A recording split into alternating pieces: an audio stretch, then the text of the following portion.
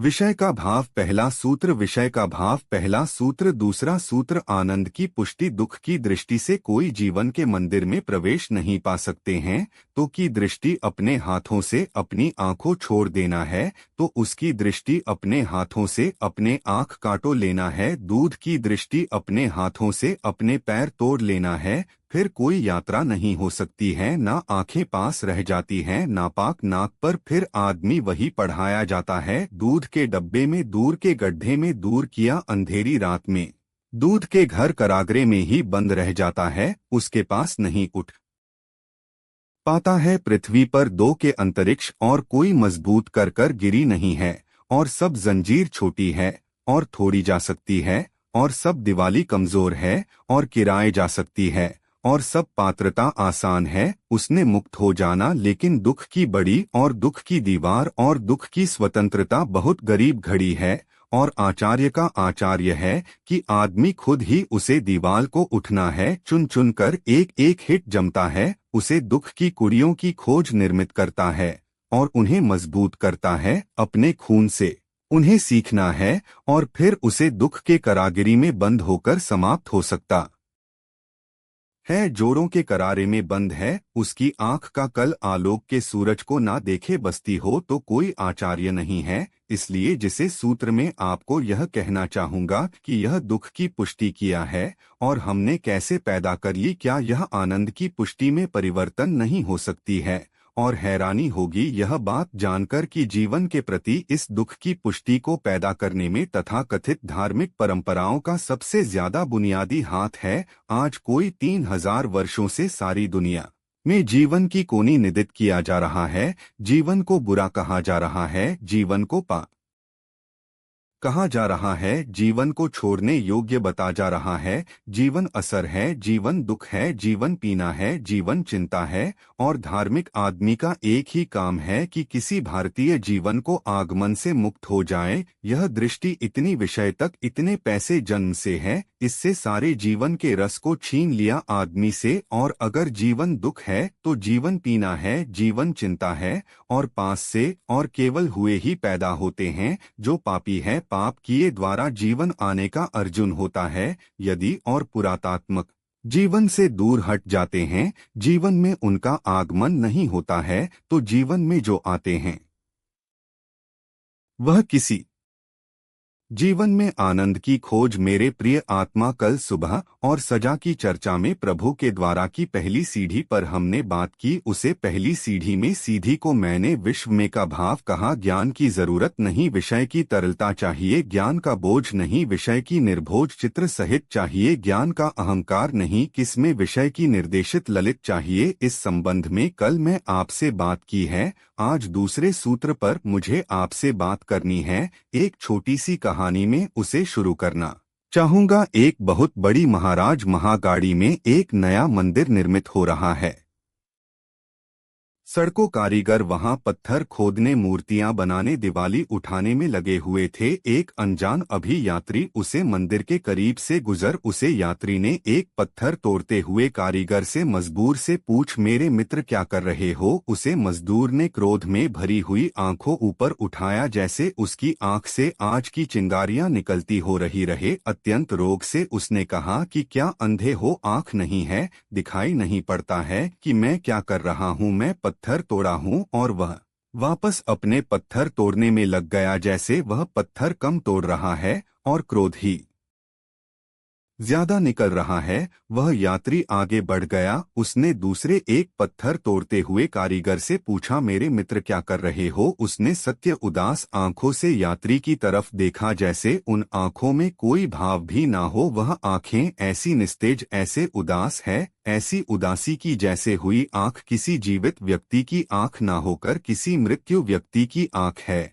और उसे आदमी ने अत्यंत धीमी और रोटी से स्वर में कहा, अपने बच्चों के लिए रोटी रोजी कमा रहा हूँ। और वापस उतनी ही सस्ती से वह पत्थर तोड़ने में लग गया। वह यात्री आगे बढ़ गया। उसने मंदिर की चिड़िया पर पत्थर तोड़ते एक तीसरी कारीगर से पूछा कि मेरे मित्र क्या कर रहे हो। तो वह करियर पत्थर की तोड़ रहा था और गीत भी गुनगुना रहा था और उसकी आंखों में किसी खुशी की चमक थी और उसे प्रणाम में किसी आनंद का भाव था। उसने आंख ऊपर उठाया और उसे आदमी को ऐसे देखा जिसे कोई अपने प्रेमी को देखा है, और फिर उसने कहा कि मेरे मित्र में भगवान का मंदिर बन रहा हूँ। और वह वापस गीत गाने लगा और पत्थर तोड़ने लगा। वह यात्री तो चौंकी तरह गया हुए तीनों लोगों की पत्र तोड़ रहे थे। वह तीनों एक ही काम कर रहे थे, लेकिन एक क्रोध से भरा था और दूसरा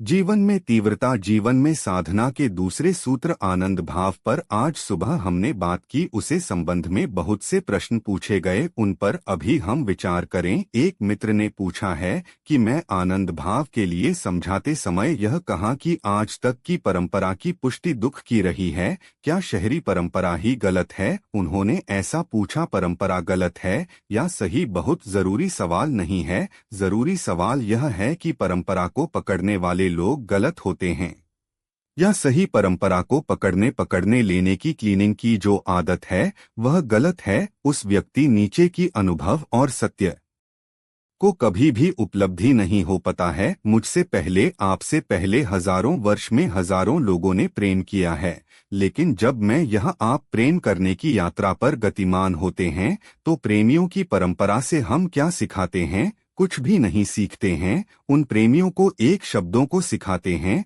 उन प्रेमियों को गीतों को सिखाते हैं। उन प्रेमियों से हम क्या सिखाते हैं? कुछ भी नहीं। हमारे प्रेम का अपना ही अभिवर्ग है। प्रेम हर बार नया है, वह कभी भी पुराना नहीं पड़ता है। इस कोई परंपरा नहीं होती, उसकी कोई ट्रेडिशन नहीं होती है। प्रत्येक बार सब कोई प्रेम करता है तो उतना ही ना प्रेम है वह जितना मनुष्य जाति में कभी भी किसी ने किया होगा। उसे प्रेम का ना कोई पूछा है, ना कोई आंख है। वह प्रेम अपने पूरा है और पूर्ण परिपूर्ण है। प्रेम की कोई परंपरा नहीं होते, आनंद की कोई, कुरान की भी कोई परंपरा नहीं होती, परमात्मा की भी कोई परंपरा नहीं होती। परंपरा होती है मिट्टी और पत्थरों की, जीवन की, जीवंत की कोई परंपरा नहीं होती है। एक मकान अगर हम बनाना चाहते हैं तो जैसे अमेरिका में आकाश को छुट्टी हुई एक एक से मंजिल के मकान है, वैसे मकान हम बना सकते हैं। एक मंजिल के ऊपर दूसरी मंजिल, दूसरी मंजिल के ऊपर तीसरी मंजिल, तीसरी के ऊपर छोटी है।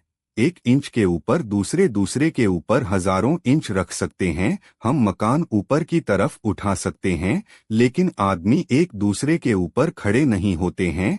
हर आदमी जमीन पर खड़े होता है और पृथक खड़ा होता है। ना तो बेटा आपके ऊपर खड़ा होता है, ना ही शिष्य गुरु के ऊपर खड़ा होता है। कोई किसी के सिर पर खड़ा नहीं होता है। आदिम की कोई श्रृंखला नहीं होती, नीचे से खड़ी होती है और ऊपर चली जाती है। प्रत्येक आदमी भूमि पर, अपने पैरों पर, अपनी भूमि पर खड़ा होता है।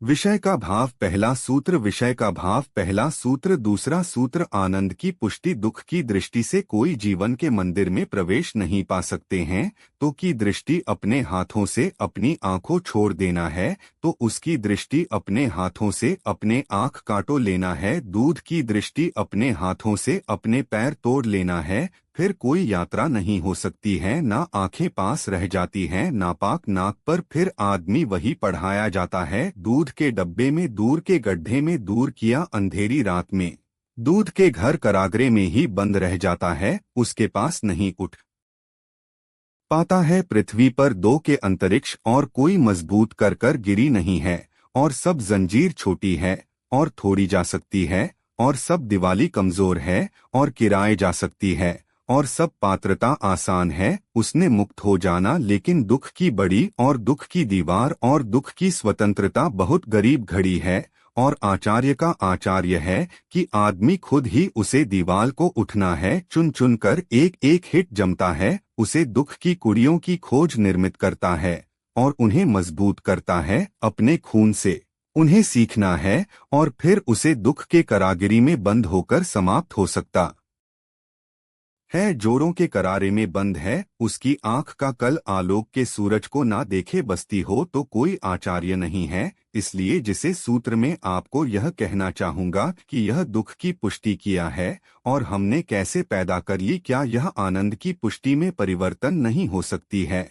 और हैरानी होगी यह बात जानकर कि जीवन के प्रति इस दुख की पुष्टि को पैदा करने में तथाकथित धार्मिक परंपराओं का सबसे ज्यादा बुनियादी हाथ है। आज कोई 3000 वर्षों से सारी दुनिया में जीवन की कोनी निदित किया जा रहा है, जीवन को बुरा कहा जा रहा है, जीवन को पाप कहा जा रहा है, जीवन को छोड़ने योग्य बता जा रहा है। जीवन असर है, जीवन दुख है, जीवन पीना है, जीवन चिंता है। और धार्मिक आदमी का एक ही काम है कि किसी भारतीय जीवन को आगमन से मुक्त हो जाए। यह दृष्टि इतनी विषय तक, इतने पैसे जन्म से है, इससे सारे जीवन के रस को छीन लिया आदमी से। और अगर जीवन दुख है तो जीवन पीना है, जीवन चिंता है और पास से और केवल हुए ही पैदा होते हैं। जो पापी है, पाप किए द्वारा जीवन आने का अर्जुन होता है। यदि और पुरातात्मक जीवन से दूर हट जाते हैं, जीवन में उनका आगमन नहीं होता है, तो जीवन में जो आते हैं वह किसी उनकी बहुत सेवा करता है, वह इसके साथ बहुत खुश रहेंगे। राजा कहते हैं यह तो अच्छी बात है, लेकिन इसके लिए तो रामू को मरना पड़ेगा। रामू की बुद्धिमत्ता। हिंदी स्टोरी। रामू को यह सब समझ आ गया था कि यह सब केवल उसे फंसाने की चाल है, लेकिन वह फिर भी कहता है चलो इस बहाने सेवा करता हूँ, और उसने मरने के लिए तैयारी करना शुरू कर दी। ज्यादा जाने। चांद Kumar Koli.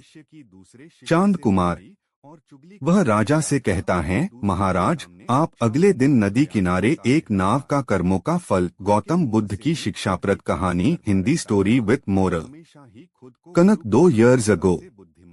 Inspirational story. Share this post to your friends. कर्मों का फल किसी ने सच ही कहा है, दूसरों के साथ किया हुआ छल बर्बादी के सारे रास्ते खोल देता है। अगर आप किसी के साथ गलत करते हैं तो आपके साथ भी गलत होगा। उस समय यह बात हमें समझ नहीं आती है, लेकिन देर से ही सही कर्मों की सजा जरूर मिलती है। आप इससे कभी बच नहीं सकते। जो आपने किया है उसका अंजाम आपको हर हाल में भोगना ही पड़ेगा। कर्मों का फल, गौतम बुद्ध की शिक्षाप्रद कहानी। हिंदी स्टोरी। और यह कहावत कितना सही है, यह हम इस कहानी के द्वारा समझेंगे। जब गौतम बुद्ध एक सभा कर रहे थे, तभी एक व्यक्ति ने उनसे पूछा, हे बुद्ध, कर्मों का फल कैसे मिलता है? अगर बुरे कर्मों का फल मिलता है तो अच्छे कर्म कैसे किए जाते हैं? ज्यादा जाने। चांद कुमार कोली। चांद कुमार। गौतम बुद्ध ने कहा, मैं तुम्हें एक कहानी सुनाता हूँ, तुम इसे ध्यान से सुनो। महात्मा बुद्ध अब अपनी कहानी की शुरुआत की। बहुत समय पहले की बात है। रामू और श्यामू नाम के 2 भाई एक गांव में रहते थे। श्यामू अक्सर रामू को देखकर जलता था, क्योंकि रामू स्वभाव से बहुत अच्छा था। उसके दिल में सबके लिए दया और आदर भाव था। श्यामू का स्वभाव ऐसा था कि उसके दिल में दूसरों के लिए कोई दया नहीं था। वह हमेशा दूसरों का अनादर करता और नुकसान पहुंचाते रहता था। धीरे धीरे काफी वक्त गुजर गया। रामू श्यामू के माँ बाप इस दुनिया में नहीं रहे। रामू ने खूब अच्छे से उनका अंतिम संस्कार किया। वह गांव वालों को भोजन के लिए आमंत्रित किया और ब्राह्मणों को दान दक्षिणा देकर विदा किया।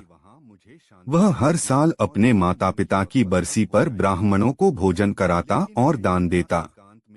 यह सब चीजें श्यामू को पसंद नहीं आती थी और वह बौद्ध कहानियां। समय बुद्धा भगवान बुद्ध सिद्धार्थ गौतम का जन्म कपिलवस्तु के लुम्बिनी में एक राजकुमार के रूप में हुआ था, जिन्होंने जीवन के दुखों को देखकर 29 साल की उम्र में राजसी जीवन त्याग दिया और सत्य की खोज में निकल पड़े। कठोर तपस्या के बाद उन्हें बोधगया में ज्ञान प्राप्त हुआ और वे बुद्ध कहलाए, जिन्होंने मध्यम मार्ग, 4 आर्य सत्य और अष्टांग मार्ग की शिक्षा देकर बौद्ध धर्म की स्थापना की और 80 वर्ष की आयु में कुशीनगर में महापरिनिर्वाण प्राप्त किया। जन्म और प्रारंभिक जीवन। जन्म 563 ईसा पूर्व, लुम्बिनी, नेपाल। माता पिता राजा शुद्धोधन और रानी माया देवी, जन्म के बाद निधन पालन पोषण मौसी गौतमी ने किया। नाम सिद्धार्थ गौतम। राजकुमार का जीवन राजा शुद्धोधन ने उन्हें दुखों से बचाने के लिए महल में सभी सुख सुविधाएं दी, लेकिन सिद्धार्थ का मन सांसारिक जीवन में नहीं लगा। सत्य की खोज। 4 दृश्य 29 वर्ष की आयु में सिद्धार्थ ने एक बूढ़ा व्यक्ति, एक बीमार व्यक्ति, एक शव और एक तपस्वी को देखा, जिससे उन्हें जीवन के दुखों का एहसास हुआ। महाभिनिष्क्रमण 29 वर्ष की आयु में उन्होंने अपनी पत्नी यशोधरा और बेटे राहुल को सोते हुए छोड़कर सत्य की खोज में घर त्याग दिया। ज्ञानोदय एनलाइटनमेंट। तपस्या। वर्षों तक कठोर तपस्या और ध्यान किया, जिसमें उन्होंने भोग और वैराग्य के बीच का मध्यम मार्ग अपनाया। ज्ञान प्राप्ति। बोध गया बिहार में एक पीपल के वृक्ष बोधि वृक्ष के नीचे वैशाख पूर्णिमा के दिन उन्हें ज्ञान प्राप्त हुआ और वे बुद्ध ज्ञानी कहलाए। शिक्षाएं और प्रचार। मुख्य शिक्षाएं। मध्यम मार्ग। 4 आर्य सत्य। दुहक, दुहक का कारण, दुहक का निवारण और निवारण का मार्ग, अष्टांग मार्ग और अहिंसा। धर्मोपदेश। उन्होंने अपना पहला उपदेश सारनाथ में दिया और बौद्ध धर्म का प्रचार किया। महापरिनिर्वाण। अंतिम समय उन्होंने अपना शेष जीवन लोगों को ज्ञान मार्ग दिखाने में बिताया और लगभग 483 ईसा पूर्व में कुशीनगर में उनका महापरिनिर्वाण। मौन रहने के फायदे। समझ नहीं होती और परंपराओं में घुसकर भी हमको भी पूछती नहीं कि चीज कैसे घट गई। चुपचाप अंधे आदमियों की तरह तरह स्वीकार कर लेते। एक और घटना मैंने सुनाई है। यह गांव था, उसे गांव में 2 समांतर सड़क थे। सारा गांव दोस्तों को पर ही बसा हुआ था। एक दिन दोपहर में एक सूफी फकीर एक सड़क से दूसरे चरण पर प्रवेश हुआ। उसकी आंखों से आंसू झक रहे थे। किसी ने उसने पूछा कि क्यों हो गया आपकी, वह रो रहे हैं, लेकिन उसकी आंखों से इतनी आंसू टपक रहे थे और वह कुछ भी नहीं बोला। जिसने पूछा था उसके पास पड़ोस में खड़े आदमी ने कहा, मालूम होता है सामने की सड़क पर कोई मर गया। फिर सारी उसे दूसरी सड़क पर खबर पहुंच गई कि सामने किसको कोई मर गया, और वह आदमी के हाथ से में जब खबर गई तो उसमें कुछ और जुड़ता है गया और जड़ता गया। शादी होते होते या खबर हो गई कि सामने किसी को प्लेट की महादेव महामारी फैल गई, और जहां पर लिखी महामारी फैली हुई है उसे सड़क पर जाना ठीक नहीं है, इसलिए पूछने वह कुछ भी नहीं गया। लेकिन इस समय के रिश्तेदार उसे सड़क पर रहते थे। उनके दुख में लोगों रोने लगे और अनेक लोग चीन किंचित हो गई कि पता नहीं हमारा संबंध भी कोई ना मर गया है। दूसरी सड़क के लोगों ने देखा कि उसे सड़क के लोगों सब उदास है, रो रहे हैं। पूछता कि पता चला कि उसे चैनल पर कोई मर गया है, कोई पल्ले की महामारी फैली है, ऐसी खबर लग रही है। किसके लोगों ने भी इधर उधर जाकर पूछना उचित नहीं समझा। उनके भी मित्र वहां रहते थे। पता नहीं खून मर गया और रास्ते रात तो रात दोनों साथ में अपने अपने घर खाली कर दिए, गांव छोड़कर नतीजे पर जाकर हुए रहने लगे, क्योंकि महामारी भयंकर फैल गई थी और उसे गांव में और कभी नहीं लौट। गांव बस है।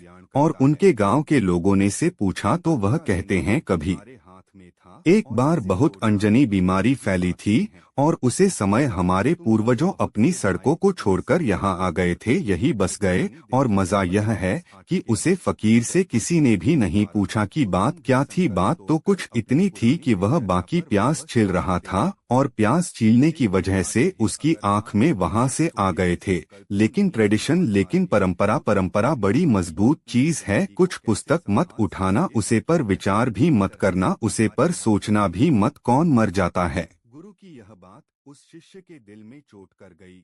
वह बिना कुछ बोले वहां से वापस चला गया। कर्मों का फल। गौतम बुद्ध की शिक्षाप्रद कहानी, Hindi story with moral. Kanak 2 years ago। Inspirational story. Share this post to your friends. कर्मों का फल। किसी ने सच ही कहा है, दूसरों के साथ किया हुआ छल बर्बादी के सारे रास्ते खोल देता है। अगर आप किसी के साथ गलत करते हैं तो आपके साथ भी गलत होगा। उस समय यह बात हमें समझ नहीं आती है, लेकिन देर से ही सही कर्मों की सजा जरूर मिलती है। आप इससे कभी बच नहीं सकते।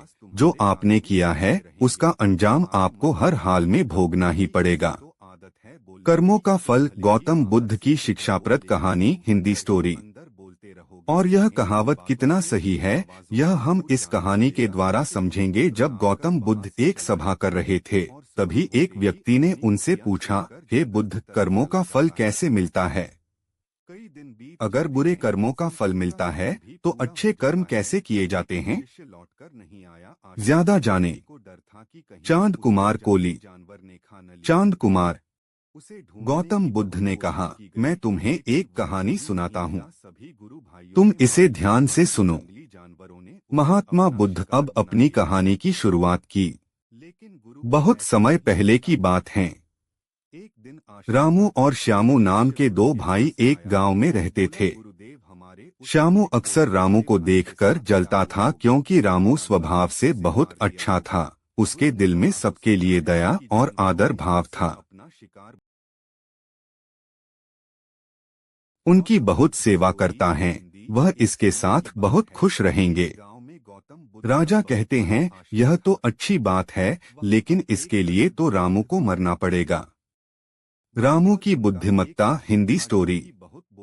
रामू को यह सब समझ आ गया था कि यह सब केवल उसे फंसाने की चाल है, लेकिन वह फिर भी कहता है, चलो इस बहाने सेवा करता हूँ, और उसने मरने के लिए तैयारी करना शुरू कर दी। ज्यादा जाने। चांद कुमार कोली। चांद कुमार। वह राजा से कहता है, महाराज, आप अगले दिन नदी किनारे एक नाव का कर्मों का फल, गौतम बुद्ध की शिक्षाप्रद कहानी, Hindi story with moral. Kanak 2 years ago। Inspirational story. Share this post to your friends. कर्मों का फल, किसी ने सच ही कहा है, दूसरों के साथ किया हुआ छल बर्बादी के सारे रास्ते खोल देता है। अगर आप किसी के साथ गलत करते हैं तो आपके साथ भी गलत होगा। उस समय यह बात हमें समझ नहीं आती है, लेकिन देर से ही सही कर्मों की सजा जरूर मिलती है। आप इससे कभी बच नहीं सकते। जो आपने किया है उसका अंजाम आपको हर हाल में भोगना ही पड़ेगा। कर्मों का फल, गौतम बुद्ध की शिक्षाप्रद कहानी, हिंदी स्टोरी। और यह कहावत कितना सही है, यह हम इस कहानी के द्वारा समझेंगे। जब गौतम बुद्ध एक सभा कर रहे थे, तभी एक व्यक्ति ने उनसे पूछा, हे बुद्ध, कर्मों का फल कैसे मिलता है?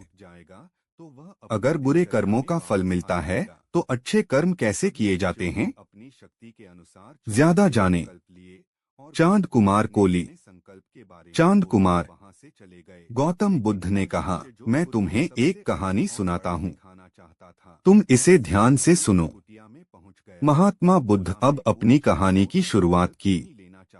बहुत समय पहले की बात है। रामू और श्यामू नाम के दो भाई एक गांव में रहते थे। श्यामू अक्सर रामू को देखकर जलता था, क्योंकि रामू स्वभाव से बहुत अच्छा था। उसके दिल में सबके लिए दया और आदर भाव था। श्यामू का स्वभाव ऐसा था कि उसके दिल में दूसरों के लिए कोई दया नहीं था। वह हमेशा दूसरों का अनादर करता और नुकसान पहुंचाते रहता था। धीरे धीरे काफी वक्त गुजर गया। रामू श्यामू के माँ बाप इस दुनिया में नहीं रहे। रामू ने खूब अच्छे से उनका अंतिम संस्कार किया। वह गांव वालों को भोजन के लिए आमंत्रित किया और ब्राह्मणों को दान दक्षिणा देकर विदा किया।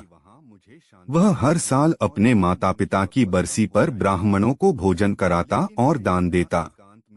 यह सब चीजें श्यामू को पसंद नहीं आती थी, और वह बौद्ध कहानियां, समय बुद्धा भगवान बुद्ध, सिद्धार्थ गौतम का जन्म कपिलवस्तु के लुम्बिनी में एक राजकुमार के रूप में हुआ था, जिन्होंने जीवन के दुखों को देखकर 29 साल की उम्र में राजसी जीवन त्याग दिया और सत्य की खोज में निकल पड़े। कठोर तपस्या के बाद उन्हें बोधगया में ज्ञान प्राप्त हुआ और वे बुद्ध कहलाए, जिन्होंने मध्यम मार्ग, 4 आर्य सत्य और अष्टांग मार्ग की शिक्षा देकर बौद्ध धर्म की स्थापना की और 80 वर्ष की आयु में कुशीनगर में महापरिनिर्वाण प्राप्त किया।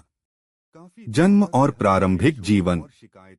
जन्म 563 ईसा पूर्व, लुम्बिनी, नेपाल। माता पिता राजा शुद्धोधन और रानी माया देवी, जन्म के बाद निधन पालन पोषण मौसी गौतमी ने किया। नाम सिद्धार्थ गौतम। राजकुमार का जीवन राजा शुद्धोधन ने उन्हें दुखों से बचाने के लिए महल में सभी सुख सुविधाएं दी, लेकिन सिद्धार्थ का मन सांसारिक जीवन में नहीं लगा। सत्य की खोज। 4 दृश्य 29 वर्ष की आयु में सिद्धार्थ ने एक बूढ़ा व्यक्ति, एक बीमार व्यक्ति, एक शव और एक तपस्वी को देखा, जिससे उन्हें जीवन के दुखों का एहसास हुआ। महाभिनिष्क्रमण 29 वर्ष की आयु में उन्होंने अपनी पत्नी यशोधरा और बेटे राहुल को सोते हुए छोड़कर सत्य की खोज में घर त्याग दिया। ज्ञानोदय एनलाइटनमेंट।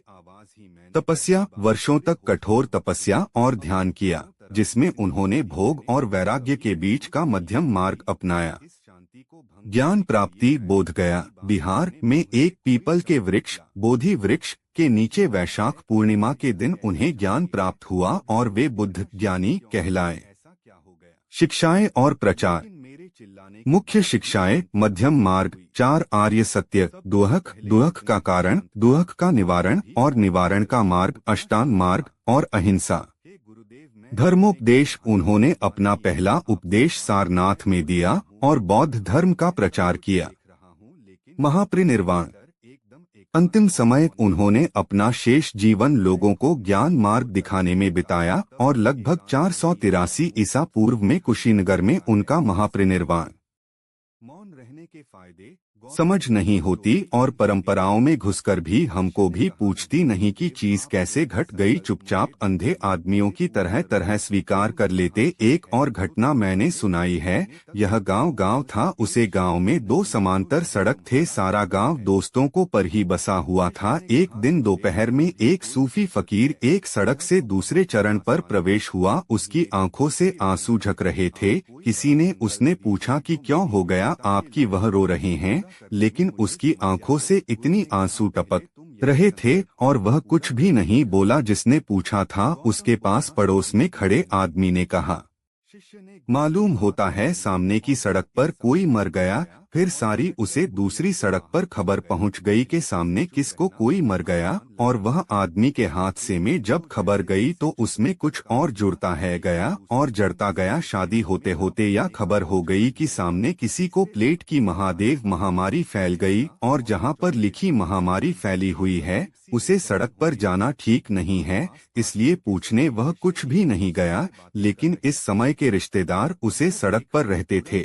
उनके दुख में लोगों रोने लगे और अनेक लोग चीन किंचित हो गई कि पता नहीं हमारा संबंध भी कोई ना मर गया है। दूसरी सड़क के लोगों ने देखा कि उसे सड़क के लोगों सब उदास है, रो रहे हैं। पूछता कि पता चला कि उसे चैनल पर कोई मर गया है, कोई पल्ले की महामारी फैली है, ऐसी खबर लग रही है। किसके लोगों ने भी इधर उधर जाकर पूछना उचित नहीं समझा। उनके भी मित्र वहां रहते थे। पता नहीं खून मर गया और रास्ते रात तो रात दोनों साथ में अपने अपने घर खाली कर दिए, गांव छोड़कर नतीजे पर जाकर हुए रहने लगे, क्योंकि महामारी भयंकर फैल गई थी और उसे गांव में और कभी नहीं लौट। गांव बस है।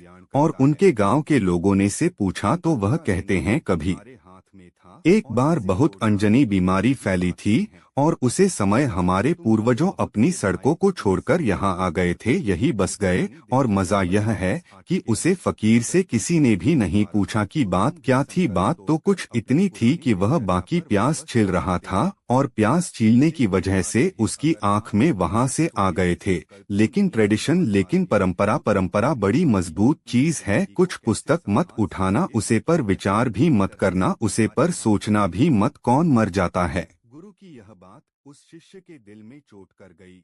वह बिना कुछ बोले वहां से वापस चला गया। कर्मों का फल। गौतम बुद्ध की शिक्षाप्रद कहानी, हिंदी स्टोरी विथ मोरल।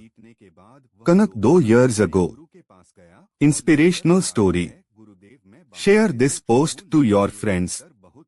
कर्मों का फल। किसी ने सच ही कहा है, दूसरों के साथ किया हुआ छल बर्बादी के सारे रास्ते खोल देता है। अगर आप किसी के साथ गलत करते हैं तो आपके साथ भी गलत होगा। उस समय यह बात हमें समझ नहीं आती है, लेकिन देर से ही सही कर्मों की सजा जरूर मिलती है। आप इससे कभी बच नहीं सकते। जो आपने किया है उसका अंजाम आपको हर हाल में भोगना ही पड़ेगा। कर्मों का फल, गौतम बुद्ध की शिक्षाप्रद कहानी, हिंदी स्टोरी। और यह कहावत कितना सही है, यह हम इस कहानी के द्वारा समझेंगे। जब गौतम बुद्ध एक सभा कर रहे थे, तभी एक व्यक्ति ने उनसे पूछा, हे बुद्ध, कर्मों का फल कैसे मिलता है? अगर बुरे कर्मों का फल मिलता है, तो अच्छे कर्म कैसे किए जाते हैं? ज्यादा जाने। चांद कुमार कोली। चांद कुमार। गौतम बुद्ध ने कहा, मैं तुम्हें एक कहानी सुनाता हूँ, तुम इसे ध्यान से सुनो। महात्मा बुद्ध अब अपनी कहानी की शुरुआत की। बहुत समय पहले की बात है। रामू और श्यामू नाम के दो भाई एक गांव में रहते थे। श्यामू अक्सर रामू को देखकर जलता था, क्योंकि रामू स्वभाव से बहुत अच्छा था। उसके दिल में सबके लिए दया और आदर भाव था। श्यामू का स्वभाव ऐसा था कि उसके दिल में दूसरों के लिए कोई दया नहीं था। वह हमेशा दूसरों का अनादर करता और नुकसान पहुंचाते रहता था। धीरे धीरे काफी वक्त गुजर गया। रामू श्यामू के माँ बाप इस दुनिया में नहीं रहे। रामू ने खूब अच्छे से उनका अंतिम संस्कार किया। वह गांव वालों को भोजन के लिए आमंत्रित किया और ब्राह्मणों को दान दक्षिणा देकर विदा किया। वह हर साल अपने माता पिता की बरसी पर ब्राह्मणों को भोजन कराता और दान देता। यह सब चीजें श्यामू को पसंद नहीं आती थी और वह रामू से जलते रहता था। श्यामू का षड्यंत्र, हिंदी स्टोरी। एक बार अपने माता पिता की बरसी पर रामू ने अपने राज्य के राजा को आदर सत्कार के साथ बुलाया और राजा के सामने ब्राह्मणों और पूरे गांव को खाना खिलाया। ब्राह्मणों को दान भी दिया ताकि उसके माता पिता स्वर्ग में खुश रह सकें। ज्यादा जाने। चांद कुमार। चांद कुमार कोली। तभी राजा ने श्यामू से पूछा, तुम्हारा भाई तुम्हारे माता पिता के लिए इतना कुछ करता है, तुम ऐसा क्यों नहीं करते हो? क्या? जीवन में तीव्रता, जीवन में साधना के दूसरे सूत्र आनंद भाव पर आज सुबह हमने बात की। उसे संबंध में बहुत से प्रश्न पूछे गए, उन पर अभी हम विचार करें। एक मित्र ने पूछा है कि मैं आनंद भाव के लिए समझाते समय यह कहा कि आज तक की परंपरा की पुष्टि दुख की रही है, क्या शहरी परंपरा ही गलत है? उन्होंने ऐसा पूछा, परंपरा गलत है या सही? बहुत जरूरी सवाल नहीं है। जरूरी सवाल यह है कि परंपरा को पकड़ने वाले लोग गलत होते हैं या सही? परंपरा को पकड़ने लेने की, क्लीनिंग की जो आदत है वह गलत है। उस व्यक्ति नीचे की अनुभव और सत्य को कभी भी उपलब्धि नहीं हो पाता है। मुझसे पहले, आपसे पहले हजारों वर्ष में हजारों लोगों ने प्रेम किया है, लेकिन जब मैं यहाँ आप प्रेम करने की यात्रा पर गतिमान होते हैं तो प्रेमियों की परंपरा से हम क्या सिखाते हैं? कुछ भी नहीं सीखते हैं। उन प्रेमियों को एक शब्दों को सिखाते हैं, उन प्रेमियों को गीतों को सिखाते हैं। उन प्रेमियों से हम क्या सिखाते हैं? कुछ भी नहीं। हमारे प्रेम का अपना ही अभिवर्ग है। प्रेम हर बार नया है, वह कभी भी पुराना नहीं पड़ता है। इस कोई परंपरा नहीं होती, उसकी कोई ट्रेडिशन नहीं होती है। प्रत्येक बार सब कोई प्रेम करता है तो उतना ही ना प्रेम है वह जितना मनुष्य जाति में कभी भी किसी ने किया होगा। उसे प्रेम का ना कोई पूछा है, ना कोई आँख है। वह प्रेम अपने पूरा है और पूर्ण परिपूर्ण है। प्रेम की कोई परंपरा नहीं होते, आनंद की कोई, कुरान की भी कोई परंपरा नहीं होती, परमात्मा की भी कोई परंपरा नहीं होती। परंपरा होती है मिट्टी और पत्थरों की, जीवन की, जीवंत की कोई परंपरा नहीं होती है। एक मकान अगर हम बनाना चाहते हैं तो जैसे अमेरिका में आकाश को छुट्टी हुई एक से मंजिल के मकान है, वैसे मकान हम बना सकते हैं। एक मंजिल के ऊपर दूसरी मंजिल, दूसरी मंजिल के ऊपर तीसरी मंजिल, तीसरी के ऊपर छोटी है। 1 इंच के ऊपर दूसरे के ऊपर हजारों इंच रख सकते हैं। हम मकान ऊपर की तरफ उठा सकते हैं, लेकिन आदमी एक दूसरे के ऊपर खड़े नहीं होते हैं। हर आदमी जमीन पर खड़े होता है और पृथक खड़ा होता है। ना तो बेटा आपके ऊपर खड़ा होता है, ना ही शिष्य गुरु के ऊपर खड़ा होता है। कोई किसी के सिर पर खड़ा नहीं होता है। आदिम की कोई श्रृंखला नहीं होती नीचे से खड़ी होती है और ऊपर चली जाती है। प्रत्येक आदमी भूमि पर अपने पैरों पर अपनी भूमि पर खड़ा होता है।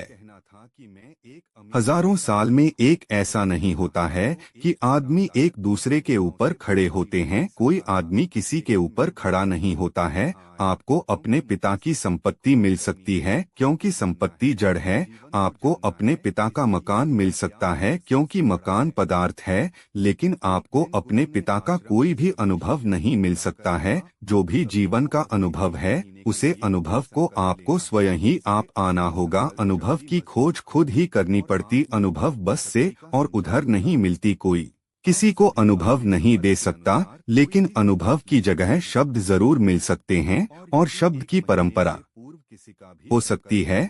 और इसलिए शब्दों की परंपरा अनुभव हो को रोकने का कारण हो सकती है। और फिर एक बार जब सेट मिल जाती है पर पवित्रता मिल जाती है और किसी चलती हुई बात के लिए प्रामाणिकता और दृष्टि मिल जाती है, तो फिर हम पूछना ही बंद कर देते हैं कि यह सब कैसे हुआ और क्यों हुआ, और चुपचाप उसकी स्वीकार करते हैं, चले जाते हैं। एक राजधानी में गजनी में मोहम्मद एक सुबह रास्ते से अपने चुटकुले पर निकलता था। सुबह ही थी, अभी सूरज निकल रहा था और सर को सड़कें चलनी शुरू हो रही थी। रास्ते पर उसने एक गरीबी और बुद्ध मजदूर को देखा।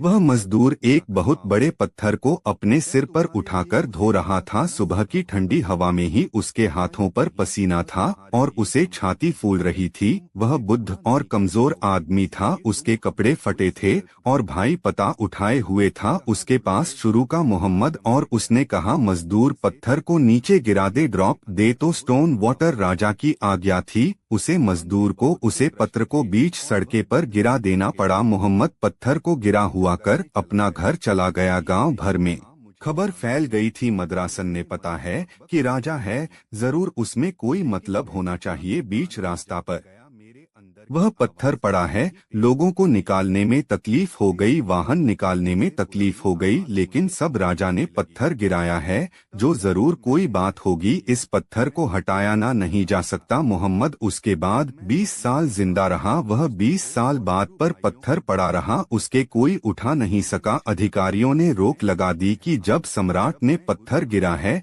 तो कोई मतलब होगा। 20 साल की परंपरा बन गई। फिर मोहम्मद बाहर गया, पर जाने के बाद भी वह पत्थर वही रावत से नहीं हटाया जा सकता, क्योंकि उसके बाद वाले लोगों ने भी आदर दिया, सामान दिया मोहम्मद की दिनों तक। यह सारे शोर, मुझे लगता है 10 लाख के 10वें हिस्से से भी ज्यादा, लगभग इतना ही।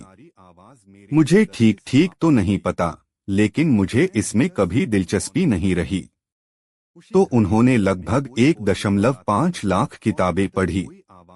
क्या इसका मतलब यह है कि इतनी बड़ी उपलब्धि हासिल करने वाले वे असाधारण थे? नहीं, बेशक वे एक उत्साही और सजग पाठक थे।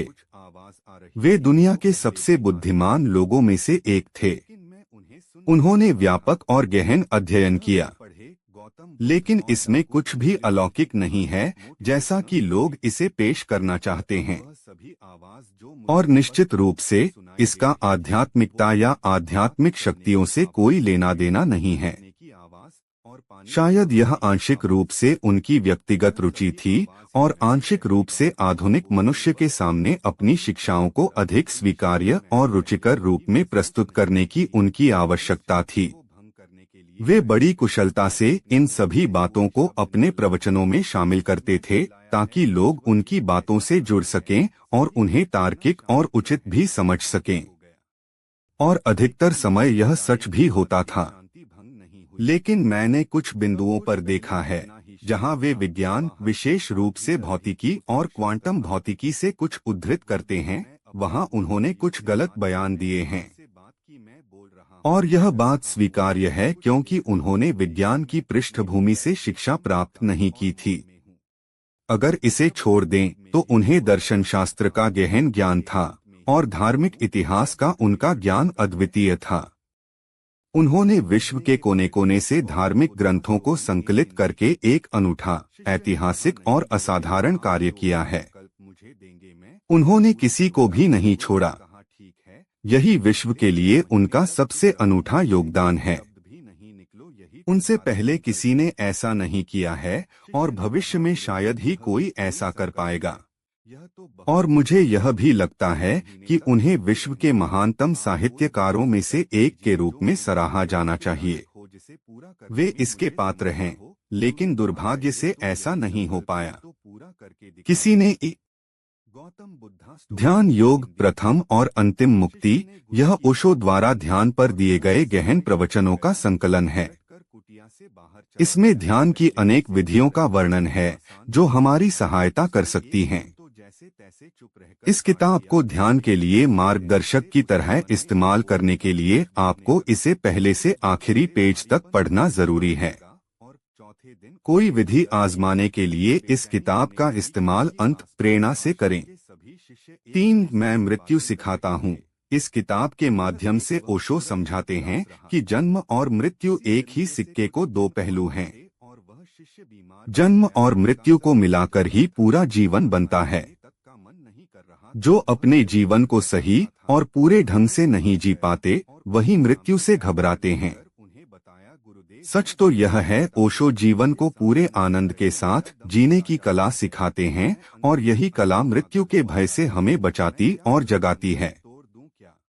4 प्रेमपंथ ऐसो कठिन। ओशो की यह किताब प्रेम के 3 रूपों, प्रेम में गिरना, प्रेम में होना और प्रेम ही हो जाना, को स्पष्ट करती है।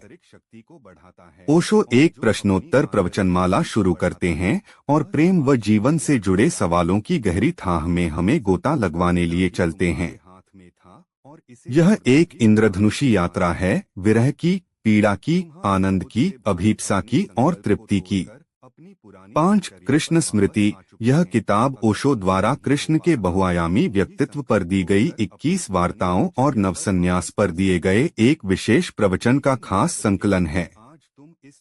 यही वह प्रवचनमाला है जिसके दौरान ओशो के साक्षित्व में सन्यास ने नए शिखर को छूने के लिए उत्प्रेरणा ली और नवसन्यास अंतर्राष्ट्रीय की सन्यास दीक्षा का सूत्रपात हुआ। ओशो पर प्रमुख 5 किताबें। 1 10,000 बुद्धों के लिए 100 गाथाएं। यह किताब माँ धर्म ज्योति ने लिखी है, जिसमें ओशो से मिलने के बाद के उनके अपने संस्मरण हैं। ये संस्मरण न केवल पाठक को ओशो के और नजदीक लाते हैं, बल्कि जीवन में समर्पण का भाव भी जगाते हैं। 2 ध्यान और उत्सव के ओजस्वी ऋषि स्वामी सत्य वेदांत द्वारा लिखी गई यह किताब ओशो के ओजस्वी जीवन के अहम पहलुओं को दर्शाती है। साथ ही ओशो कम्यून और ओरेगन से संबंधित व उसके बाद की घटनाओं से जुड़े सच को भी उजागर करती है। 3 बियॉन्ड ओशो। जॉर्ज ब्लास्टके की यह किताब विदेशों में बेस्टसेलर रह चुकी है। इसमें लेखक ने ओशो के काम और उनकी कार्यदृष्टि की बड़े ही सुंदर ढंग से व्याख्या की है। साथ ही किताब ओशो के विचारों और उनके जीवन की कला से मेरा यही प्रयोजन है कि हमारी संवेदनशीलता, हमारी पात्रता, हमारी ग्राहकता, हमारी रिसेप्टिविटी इतनी विकसित हो कि जीवन में जो सुंदर है, जीवन में जो सत्य है, जीवन में जो शिव है, वह सब हमारे हृदय तक पहुंच सके।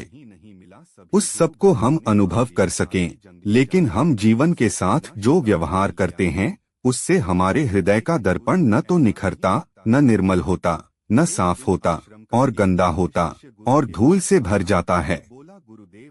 उसमें प्रतिबिंब पढ़ने और भी कठिन हो जाते हैं। दूसरी पुस्तक ध्यान सूत्र महाबलेश्वर के प्राकृतिक वातावरण में ओशो द्वारा संचालित ध्यान शिविर के दौरान हुए प्रवचनों व प्रायोगिक ध्यान प्रयोगों का संकलन है। यह पुस्तक शरीर, विचारों और भावों की एक एक परत से ग्रंथियों को विलीन करने की कला समझते हुए ओशो हमें समग्र स्वास्थ्य और संतुलन की ओर लिए चलते हैं। संभोग से समाधि की ओर हंस बनने का अर्थ है मोतियों की पहचान आँख में हो, मोती की आकांक्षा हृदय में हो। हंसा तो मोती चुगे, कुछ और से राजी मत हो जाना। शूद्र से जो राजी हो गया, वह विराट को पाने में असमर्थ हो जाता है।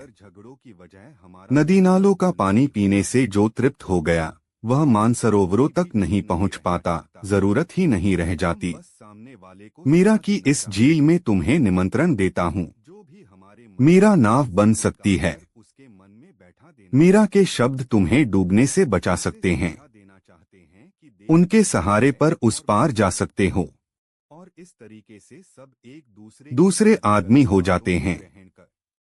आप वही हैं जो आपकी प्यास है। अगर आपकी प्यास धन के लिए है, मन के लिए है, अगर आपकी प्यास पद के लिए है, तो आप वही हैं, उसी कोटि के व्यक्ति हैं। अगर आपकी प्यास जीवन के लिए है, तो आप दूसरे व्यक्ति हो जाएंगे। आपका पुनर्जन्म हो जाएगा। पढ़े ओशो की ये पुस्तक। ओशो बुक प्राइस 140 रुपए। 4 बुक ओशो जीवन क्या है, जीवन क्या है। Best books to read. Osho की ये पुस्तक बताती है जीवन लोभ से शुरू होता है, जिसके उत्तर में ओशो कहते हैं कि साधना के मार्ग पर लोभ जैसे शब्द का प्रवेश ही वर्जित है, क्योंकि यहीं पर बुनियादी भूल होने का डर है। फिर तनाव की परिभाषा करते हुए ओशो कहते हैं कि सब तनाव गहरे में कहीं पहुंचने का तनाव है, और जिस वक्त आपने कहा कहीं नहीं जाना, तो मन के अस्तित्व की सारी आधारशिला हट गई। यदि आप जीवन, मृत्यु और माया से जुड़ी जानकारी प्राप्त करना चाहते हैं, तो आपके लिए जीवन क्या है ये पुस्तक एक बेहतर समाधान हो सकता है, क्योंकि इसमें वे सभी सवालों के जवाब गहराई से और सरल भाषा के साथ लिखे गए हैं, जो आपको समझने में आसान लगेंगे। ओशो बुक प्राइस 178 रुपए। 5 बुक ओशो ध्यान सूत्र। ध्यान सूत्र बेस्ट बुक्स टू रीड। ध्यान सूत्र की ये पुस्तक बताती है कि महाबलेश्वर के प्राकृतिक वातावरण में ओशो द्वारा संचालित ध्यान शिविर के दौरान हुए प्रवचनों व प्रायोगिक ध्यान प्रयोगों का संकलन है। यह पुस्तक शरीर, विचारों और भावों की एक एक परत से ग्रंथियों को विलीन करने की कला समझते हुए ओशो हमें समग्र स्वास्थ्य और संतुलन की ओर लिए चलते हैं।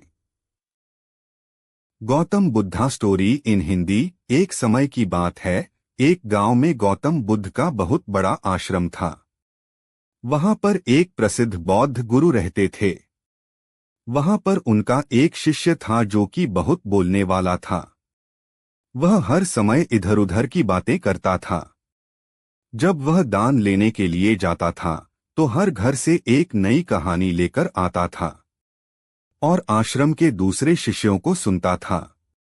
वो हर समय एक शिष्य की दूसरे शिष्य से बुराई और चुगली करता रहता था और दूसरों के सामने अच्छा बनने का प्रयास करता रहता था।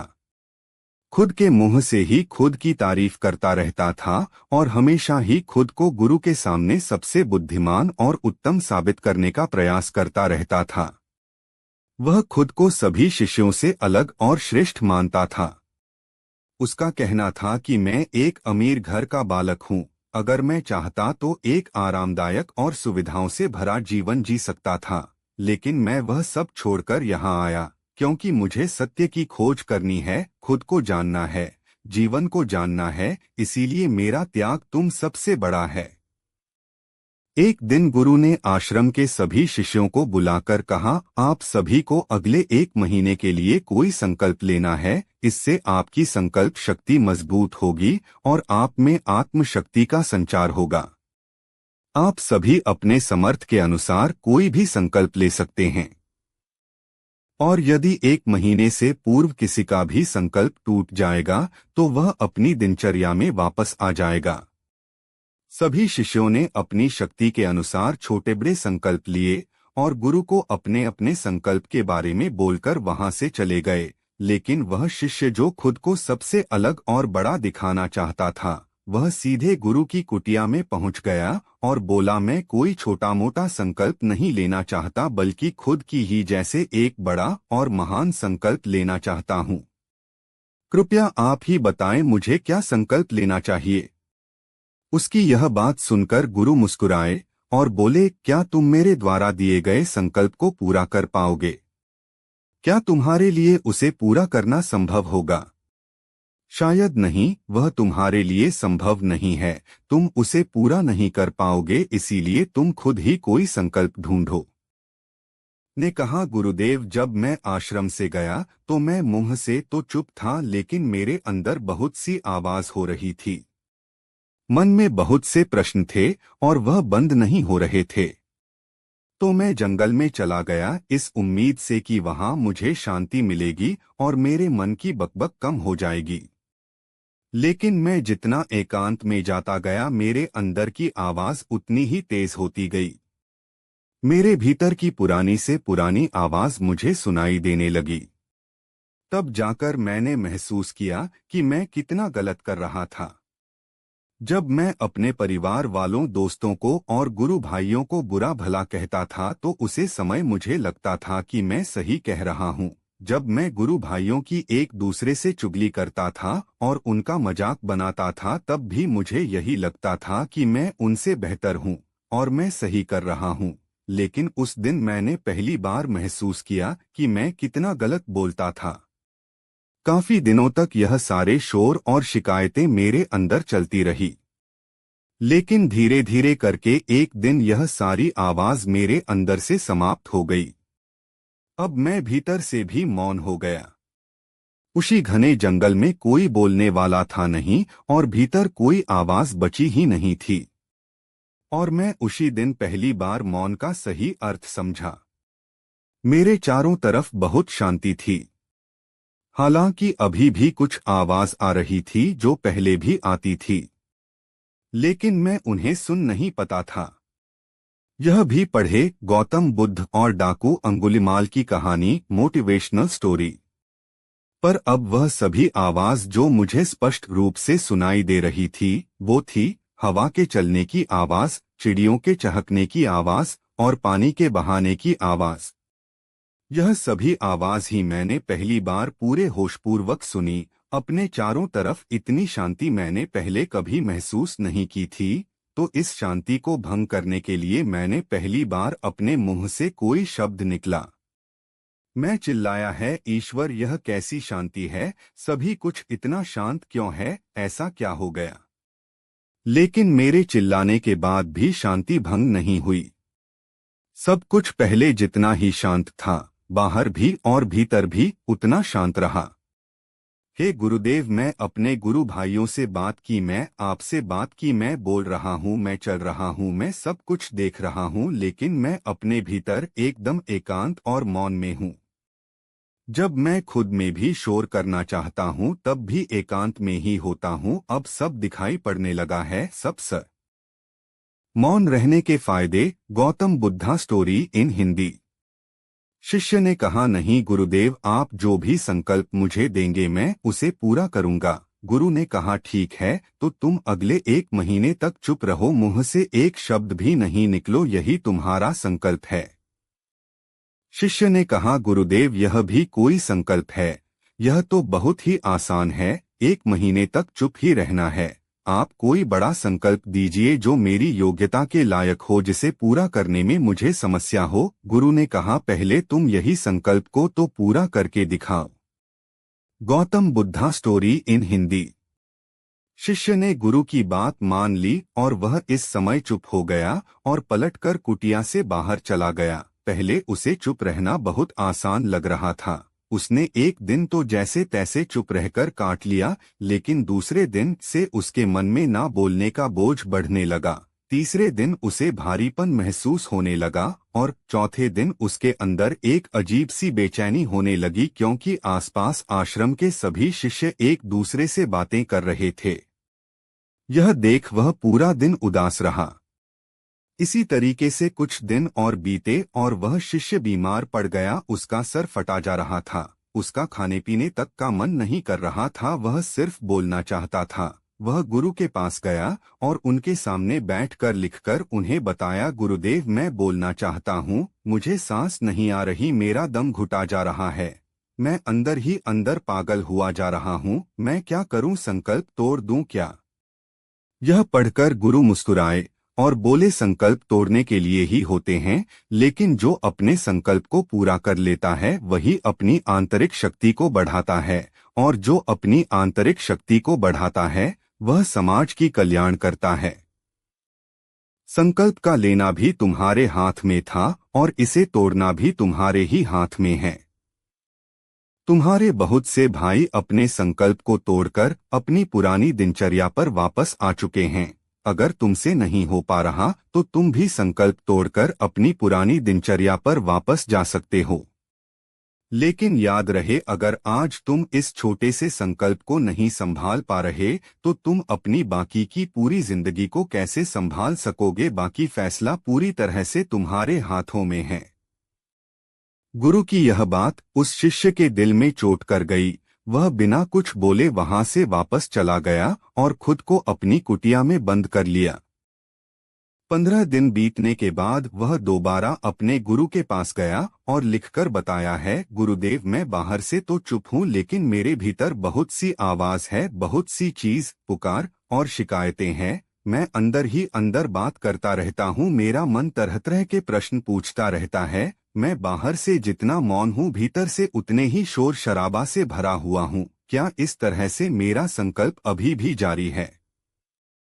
गुरु ने कहा, तुम्हारा संकल्प अभी भी जारी है, लेकिन जब तक लोगों की यह आवाज तुम्हारे कानों में गूंजते रहेंगे तुम्हारा मन बोलता रहेगा, क्योंकि इसे तो आदत है बोलने की। तुम भले ही बाहर से चुप रहो लेकिन तुम अंदर ही अंदर बोलते रहोगे। तुम्हें इन बातों से, इन आवाजों से दूर जाना पड़ेगा। शिष्य गुरु को प्रणाम कर वहां से चला जाता है और सुबह होते ही अपनी कुटिया छोड़कर जंगल की तरफ चला जाता है। कई दिन बीत जाते हैं, संकल्प का समय भी पूरा हो जाता है, लेकिन शिष्य लौटकर नहीं आया। आश्रम में सभी को डर था कि कहीं उसको जंगली जानवर ने खा न लिया। उसे ढूंढने की बहुत कोशिश की गई, लेकिन वह कहीं नहीं मिला। सभी गुरु भाइयों ने मान लिया था कि जंगली जानवरों ने उसे अपना शिकार बना लिया है, लेकिन गुरु को ऐसा नहीं लगता था। एक दिन आश्रम का एक अन्य शिष्य गुरु के पास आया और बोला, गुरुदेव हमारे उस अधिक बोलने वाले भाई के साथ क्या हुआ होगा? क्या जानवर ने उसे मार दिया होगा? गुरु ने कहा, हो सकता है कि जानवरों ने उसे अपना शिकार बना लिया हो, लेकिन उसके न लौटने की एक दूसरी वजह भी हो सकती है। शायद उसे वह मिल गया है जिसके लिए वह गया था। फिर शिष्य ने पूछा, गुरुदेव क्या ज्यादा बोलना इतना हानिकारक होता है? गुरु ने कहा, इंसान के जीवन के बहुत सारे दुखों में से एक दुख यह भी है कि वह कभी चुप नहीं रह सकता, हमेशा कुछ ना कुछ बोलता ही रहता है। सिर्फ हमारे बोलने के कारण हमारे आधे से ज्यादा दुख पैदा होते हैं। आप पढ़ रहे हैं मौन रहने के फायदे, गौतम बुद्धा स्टोरी इन हिंदी। परिवार के अधिकतर झगड़ों की वजह हमारा बेमतलब बोलना ही होता है।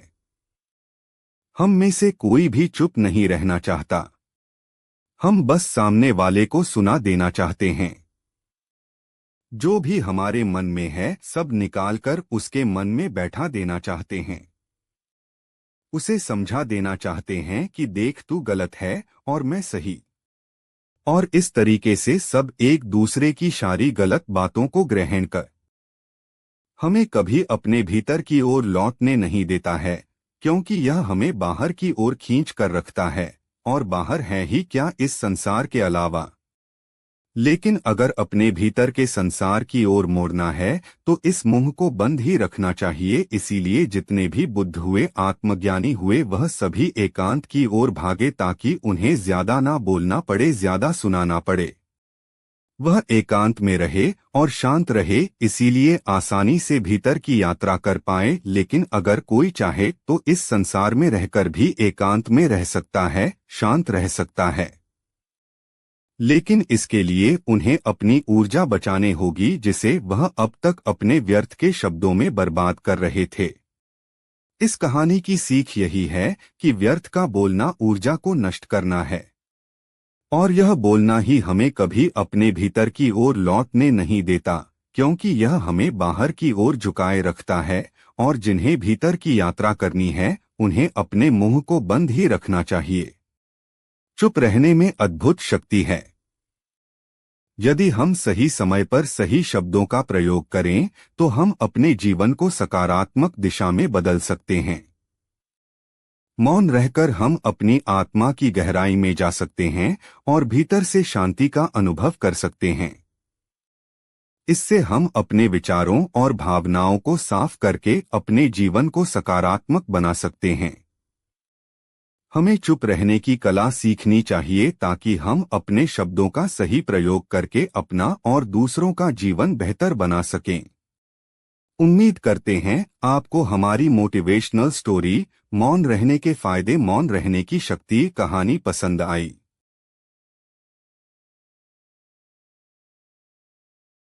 भलाई की और मुद्रा देना चाहिए।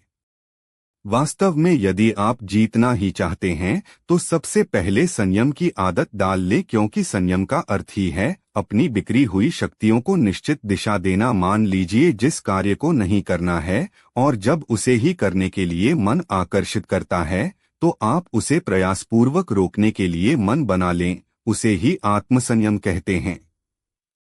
संयम का अर्थ है जब हम आकर्षणों की ओर जाने के लिए हमारा मन सहज रूप से रुक जाए।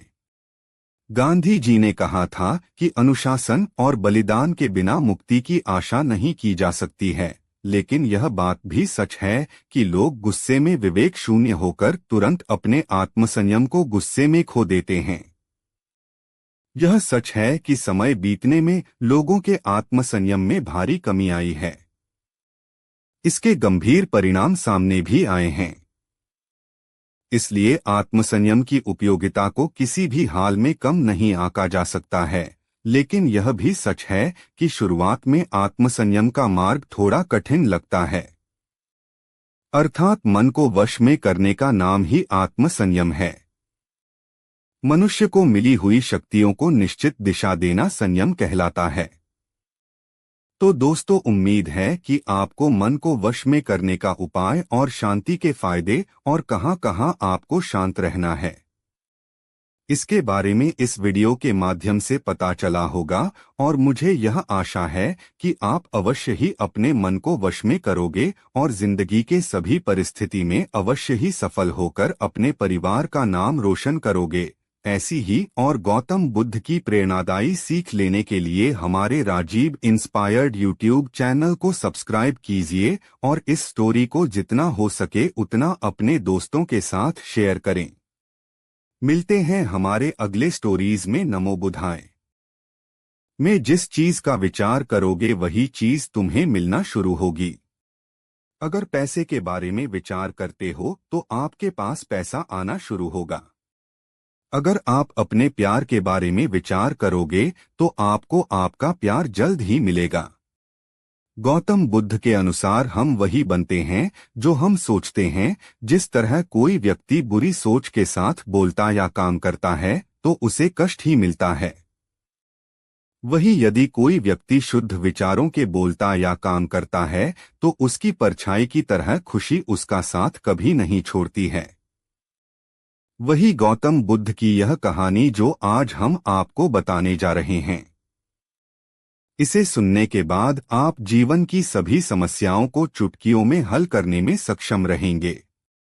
दोस्तों, एक बार की बात है, महात्मा बुद्ध प्रवचन दे रहे थे। प्रवचन में आसपास के बहुत से लोग शामिल थे। सभी लोग ध्यान से बुद्ध को सुन रहे थे।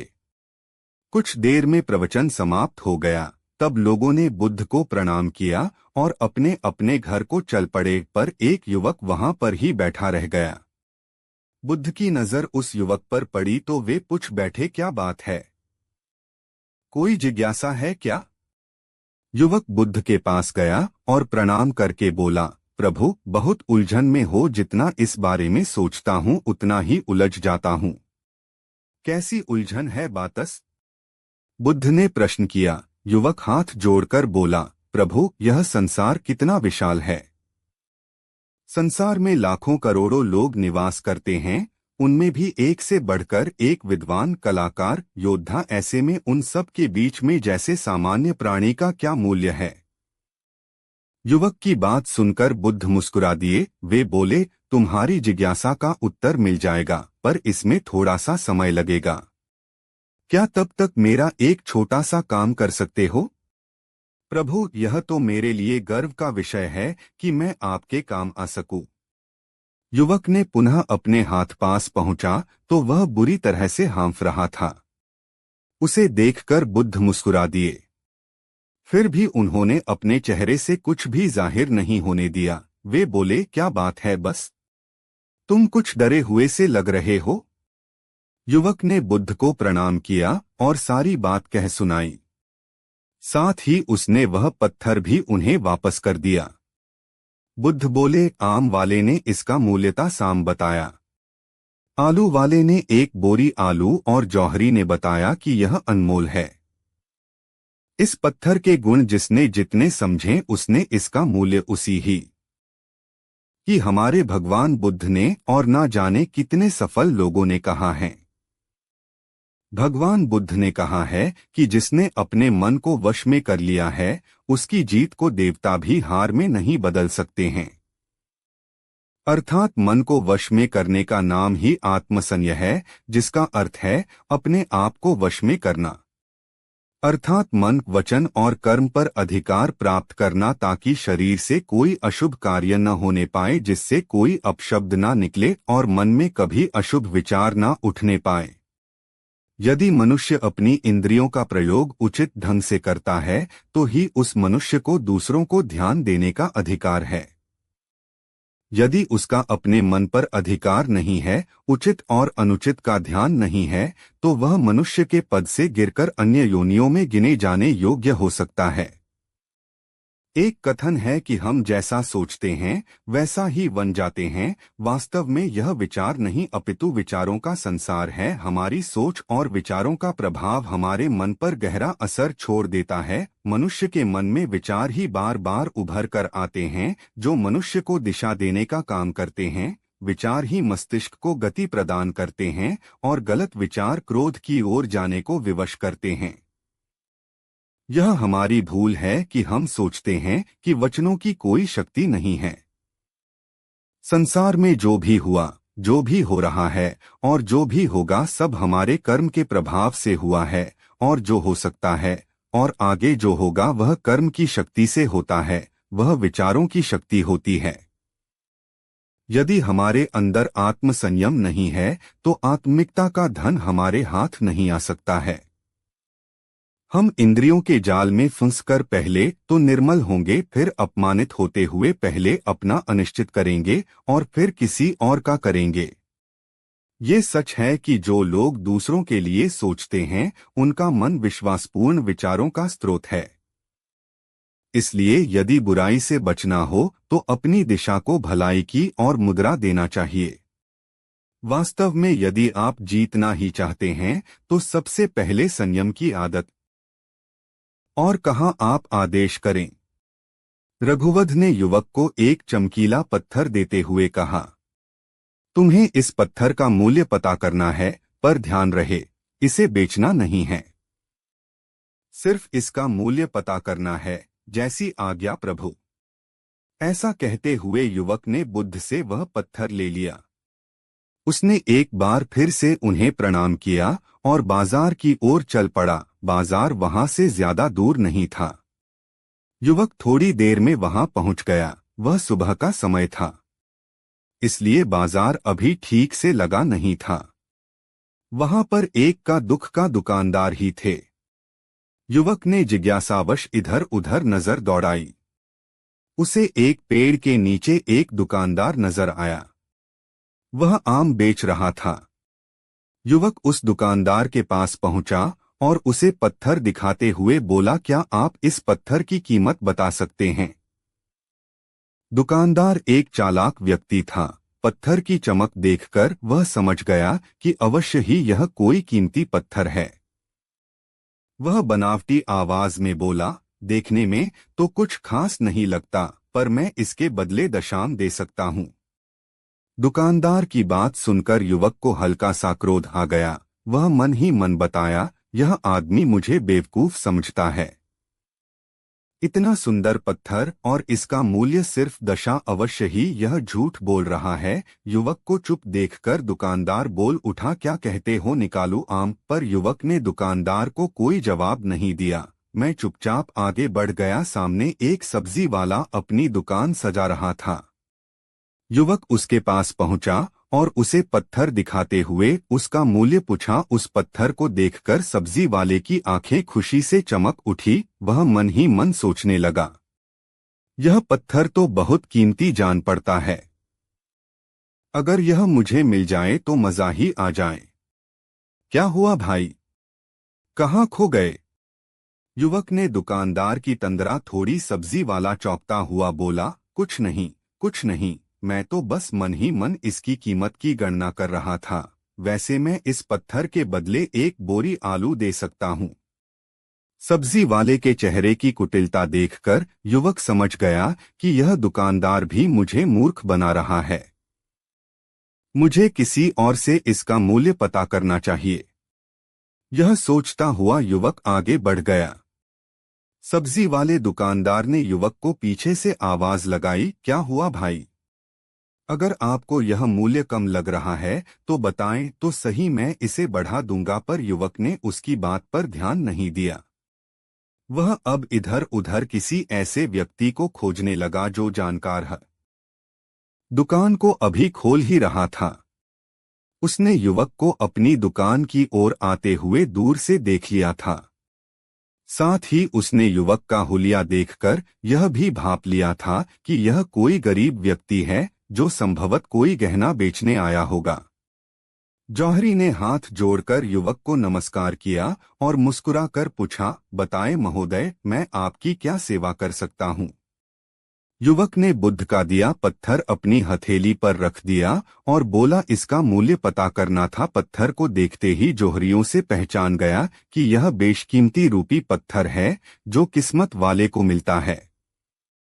वह बोला, पत्थर मुझे दे दो और मुझसे 1 रुपये यह ले लो। कहते हुए जौहरी ने पत्थर लेने के लिए अपना दाहिना हाथ बढ़ाया, पर तब तक युवक ने पत्थर को अपनी मुट्ठी में बंद कर लिया था। उसे पत्थर के मूल्य का अंदाजा हो गया था, इसलिए वह बुद्ध के पास जाने के लिए मुड़ गया। जौहरी ने उसे पीछे से आवाज लगाई, अरे रुको तो भाई, मैं इसके 50 लाख दे सकता हूँ। लेकिन युवक को वह पत्थर बेचना तो था नहीं, इसलिए वह रुका नहीं और दुकान के बाहर आ गया। पर जौहरी भी कम चालाक नहीं था। वह उस अनमोल पत्थर को किसी भी कीमत पर अपने हाथ से जाने नहीं देना चाहता था। वह दौड़कर उसके आगे आ गया और हाथ जोड़कर बोला, तुम ये पत्थर मुझे दे दो, मैं इसके बदले 1 करोड़ देने को तैयार हूँ। युवक को जौहरी की बातों में अब कोई रुचि नहीं रह गई थी। वह जल्द से जल्द बुद्ध के पास पहुंच जाना चाहता था, इसलिए ना तो वह रुका और ना ही उसने जौहरी की बात का कोई जवाब दिया। वह तेज तेज कदमों से बुद्ध के आश्रम की ओर चल पड़ा। जौहरी ने पीछे से आवाज लगाई, यह अत्यंत मूल्यवान पत्थर है, अनमोल है। तुम जितने पैसे कहोगे मैं दे दूंगा। यह सुनकर वह युवक परेशान हो गया।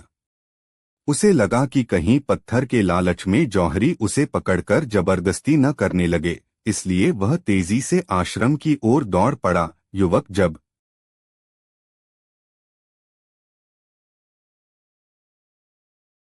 वह लड़का बोला कि हे महात्मा, मैं जानता हूँ कि मैं ज्यादा बोलने की बीमारी से ग्रस्त हूँ, मुझे इतना नहीं बोलना चाहिए, लेकिन मैं अपने आप में काबू नहीं रख पाता और ना ही मैं इतना बुद्धिमान हूँ कि मैं अपने शब्दों को नाप तौल कर बोल सकूँ। मैं तो किसी से बात करते वक्त इतना सोचता भी नहीं कि मुझे अपने शब्द किस तरह इस्तेमाल करने हैं। कृपया करके कुछ ऐसी परिस्थितियाँ बता दीजिए जहाँ पर मुझे कम बोलना है या फिर बोलना ही नहीं है, हमेशा चुप रहना है। अगर आप मेरा ऐसे मार्गदर्शन कर सकते हैं तो मेरा जीवन आसान हो जाएगा। मुझे ज्यादा दिमाग या अपनी बुद्धि लगाने की भी जरूरत नहीं पड़ेगी।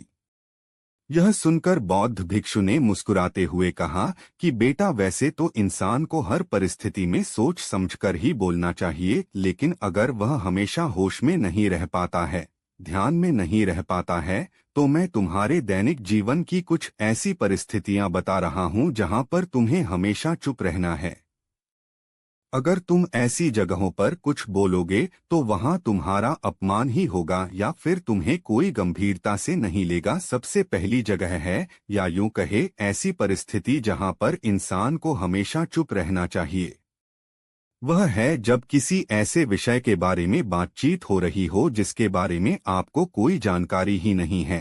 तो ऐसी परिस्थिति में व्यर्थ में बीच में टांग अड़ाना अपना ध्यान देना, व्यर्थ का ध्यान। आपको कुछ पता नहीं है लेकिन फिर भी आप अपना ध्यान देने के लिए उत्सुक हैं, तो ऐसी जगह पर आपका अपमान ही होगा।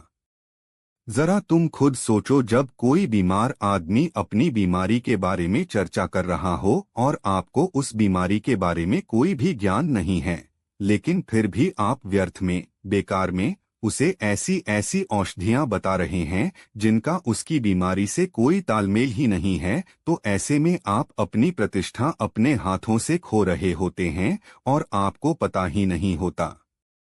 ऐसी परिस्थिति में आदमी को हमेशा सुनना चाहिए। ध्यान से सुनना भी एक कला होती है। अगर आप सुनने का दिखावा करेंगे तो कहीं ना कहीं सामने वाले आदमी को ये एहसास हो जाता है कि ये मेरी बात पूरे ध्यान से नहीं सुन रहा है। इसीलिए जब आपको किसी विषय के बारे में पूरी तरह से ज्ञान ना हो तो वहां पर केवल अपने कान लगाना ही ज्यादा महत्वपूर्ण होता है, ज्यादा जरूरी होता है। जगह जहां आप चुप रहेंगे तो आपके लिए वही सबसे ज्यादा बेहतर होगा, वही आपको सम्मान दिलाएगा। चौथी जगह है जब चार लोग आपस में बैठकर बातें कर रहे हो, कोई बैठक कर रहे हो, तो वहां पर जब चार लोग बात कर रहे होते हैं तो चारों लोग एक साथ तो बात कर नहीं सकते। एक बार में एक व्यक्ति बोलेगा और तीन सुनेंगे, तभी वो बैठक कामयाब हो पाएगी, तभी वो चर्चा सही रूप में आगे बढ़ पाएगी। लेकिन अगर कोई आदमी ऐसा बैठा हुआ है जो बीच में ही दूसरे की बात काटकर अपनी बात को ऊपर रखना चाहता है, तो ऐसे में वह चर्चा या वह बैठक आपको कहीं नहीं पहुंचाएगी और चारों लोगों के बीच आप सबसे मूर्ख कहलाओगे। अगर आपको अपनी बात कहनी है तो सामने वाले को अपनी बात पूरा करने दो, उसके बाद अपने विचार रखो। यही एक भद्र पुरुष या फिर कहीं अच्छे आदमी की पहचान होती है। और आखिरी जगह, अगर हमारे माता पिता हमें कुछ कह देते हैं, हमारे बड़े बुजुर्ग हमें किसी बात पर दौड़ देते हैं या हमें थप्पड़ भी मार देते हैं, तो ऐसी जगहों पर आपका चुप रहना ही उनके प्रति सम्मान दिखाएगा, उनके प्रति आदर का भाव व्यक्त होगा। अगर आप उनके सामने उनका विरोध कर देते हैं, उनका प्रतिरोध कर देते हैं, तो वो गुस्सा तो थोड़ी देर बाद शांत हो जाएगा, लेकिन वो कही गई बात, वो विरोध किया हुआ शब्द या फिर कुछ भी उल्टा सीधा हमेशा आपके मन को सताएगा और आपके माता पिता को हमेशा यही लगेगा कि आज यह हमारी इज्जत नहीं करता, आज ही हमारी बात नहीं मानता, क्योंकि ये कमाने लग गया है, ये बड़ा आदमी बन गया है। ऐसी ऐसी बातें उठेंगी, ऐसे ऐसे तंज कसे जाएंगे। इसीलिए ऐसी जगह पर आप मौन रहिए, चुप रहिए, कुछ मत बोलिए, अपने गुस्से को अपने अंदर ही पी लीजिए, कुछ व्यायाम कर लीजिए, भाग लीजिए, दौड़ लीजिए, आपका मन अपने आप शांत हो जाएगा। आखिर में बौद्ध भिक्षु ने अपनी बात को खत्म करते हुए कहा कि कम शब्दों में अपनी भावनाओं को उतारना सीखो। शब्द हथियार की तरह होते हैं, बोलो तो होश में बोलो, ध्यान में बोलो, जीवन शैली ऐसी बना लो कि आप जब भी बोलो पूरे होश में रहकर बोलो, पूरे आने के साथ बोलो, पूरे प्रेम के साथ बोलो, ऐसी वाणी बोलो जो दूसरे के दिल को ठंडक पहुंचाती हो, मन को भी शांत कर देती हो, और वह तभी संभव है जब आप प्रतिपक्ष में रहकर बोले। इसके बाद वह युवा लड़का बौद्ध भिक्षु के सामने नतमस्तक हो गया और उनको प्रणाम करते हुए अपने घर वापस लौट गया। अब हम जानेंगे महात्मा गौतम बुद्ध के अनुसार अपने मन को जल्दी से जल्दी वश में कैसे किया जाए। तो चलिए जानते हैं गौतम बुद्ध से शांति के फायदे। तो आपको पता चल गए, अब गौतम बुद्ध के अनुसार अपने मन को कैसे संयमित किया जाए। चलिए उसके बारे में जानते हैं। भगवान गौतम बुद्ध कहते थे, ये संसार एक मायाजाल है जो कि मनुष्य को अच्छाई भी दिखाता है और बुराई भी दिखाता है, कभी सुंदरता दिखाता है तो कभी दुर्बलता दिखाता है। कभी यह संसार मनुष्य को आकर्षित करता है और कभी कभी मनुष्य को इतना उलझा देता है कि मनुष्य को खुद के जीवन का ध्यान ही नहीं रहता। इसलिए संसार के मायाजाल से बचने के लिए भगवान गौतम बुद्ध कहते हैं, जो पुरुष अपने खुद के इंद्रियों से कभी नहीं हारा, वह संसार से या पूरे ब्रह्मांड के किसी भी चीज से कभी हार ही नहीं सकता। वह मनुष्य जहां भी हो उसकी विजय निश्चित है। दोस्तों, आपको बता दें कि इंद्रियों का मतलब होता है कान, नाक, त्वचा, जीभ, हाथ। इन 5 शरीर के भागों को मुख्य इंद्रियां कहा जाता है।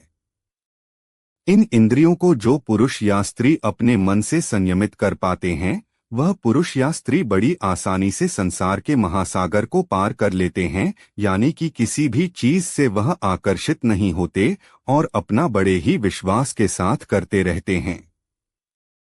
ऐसे ही मनुष्य संसार में या इस लोक में या परलोक में बार बार विजयी होते रहते हैं।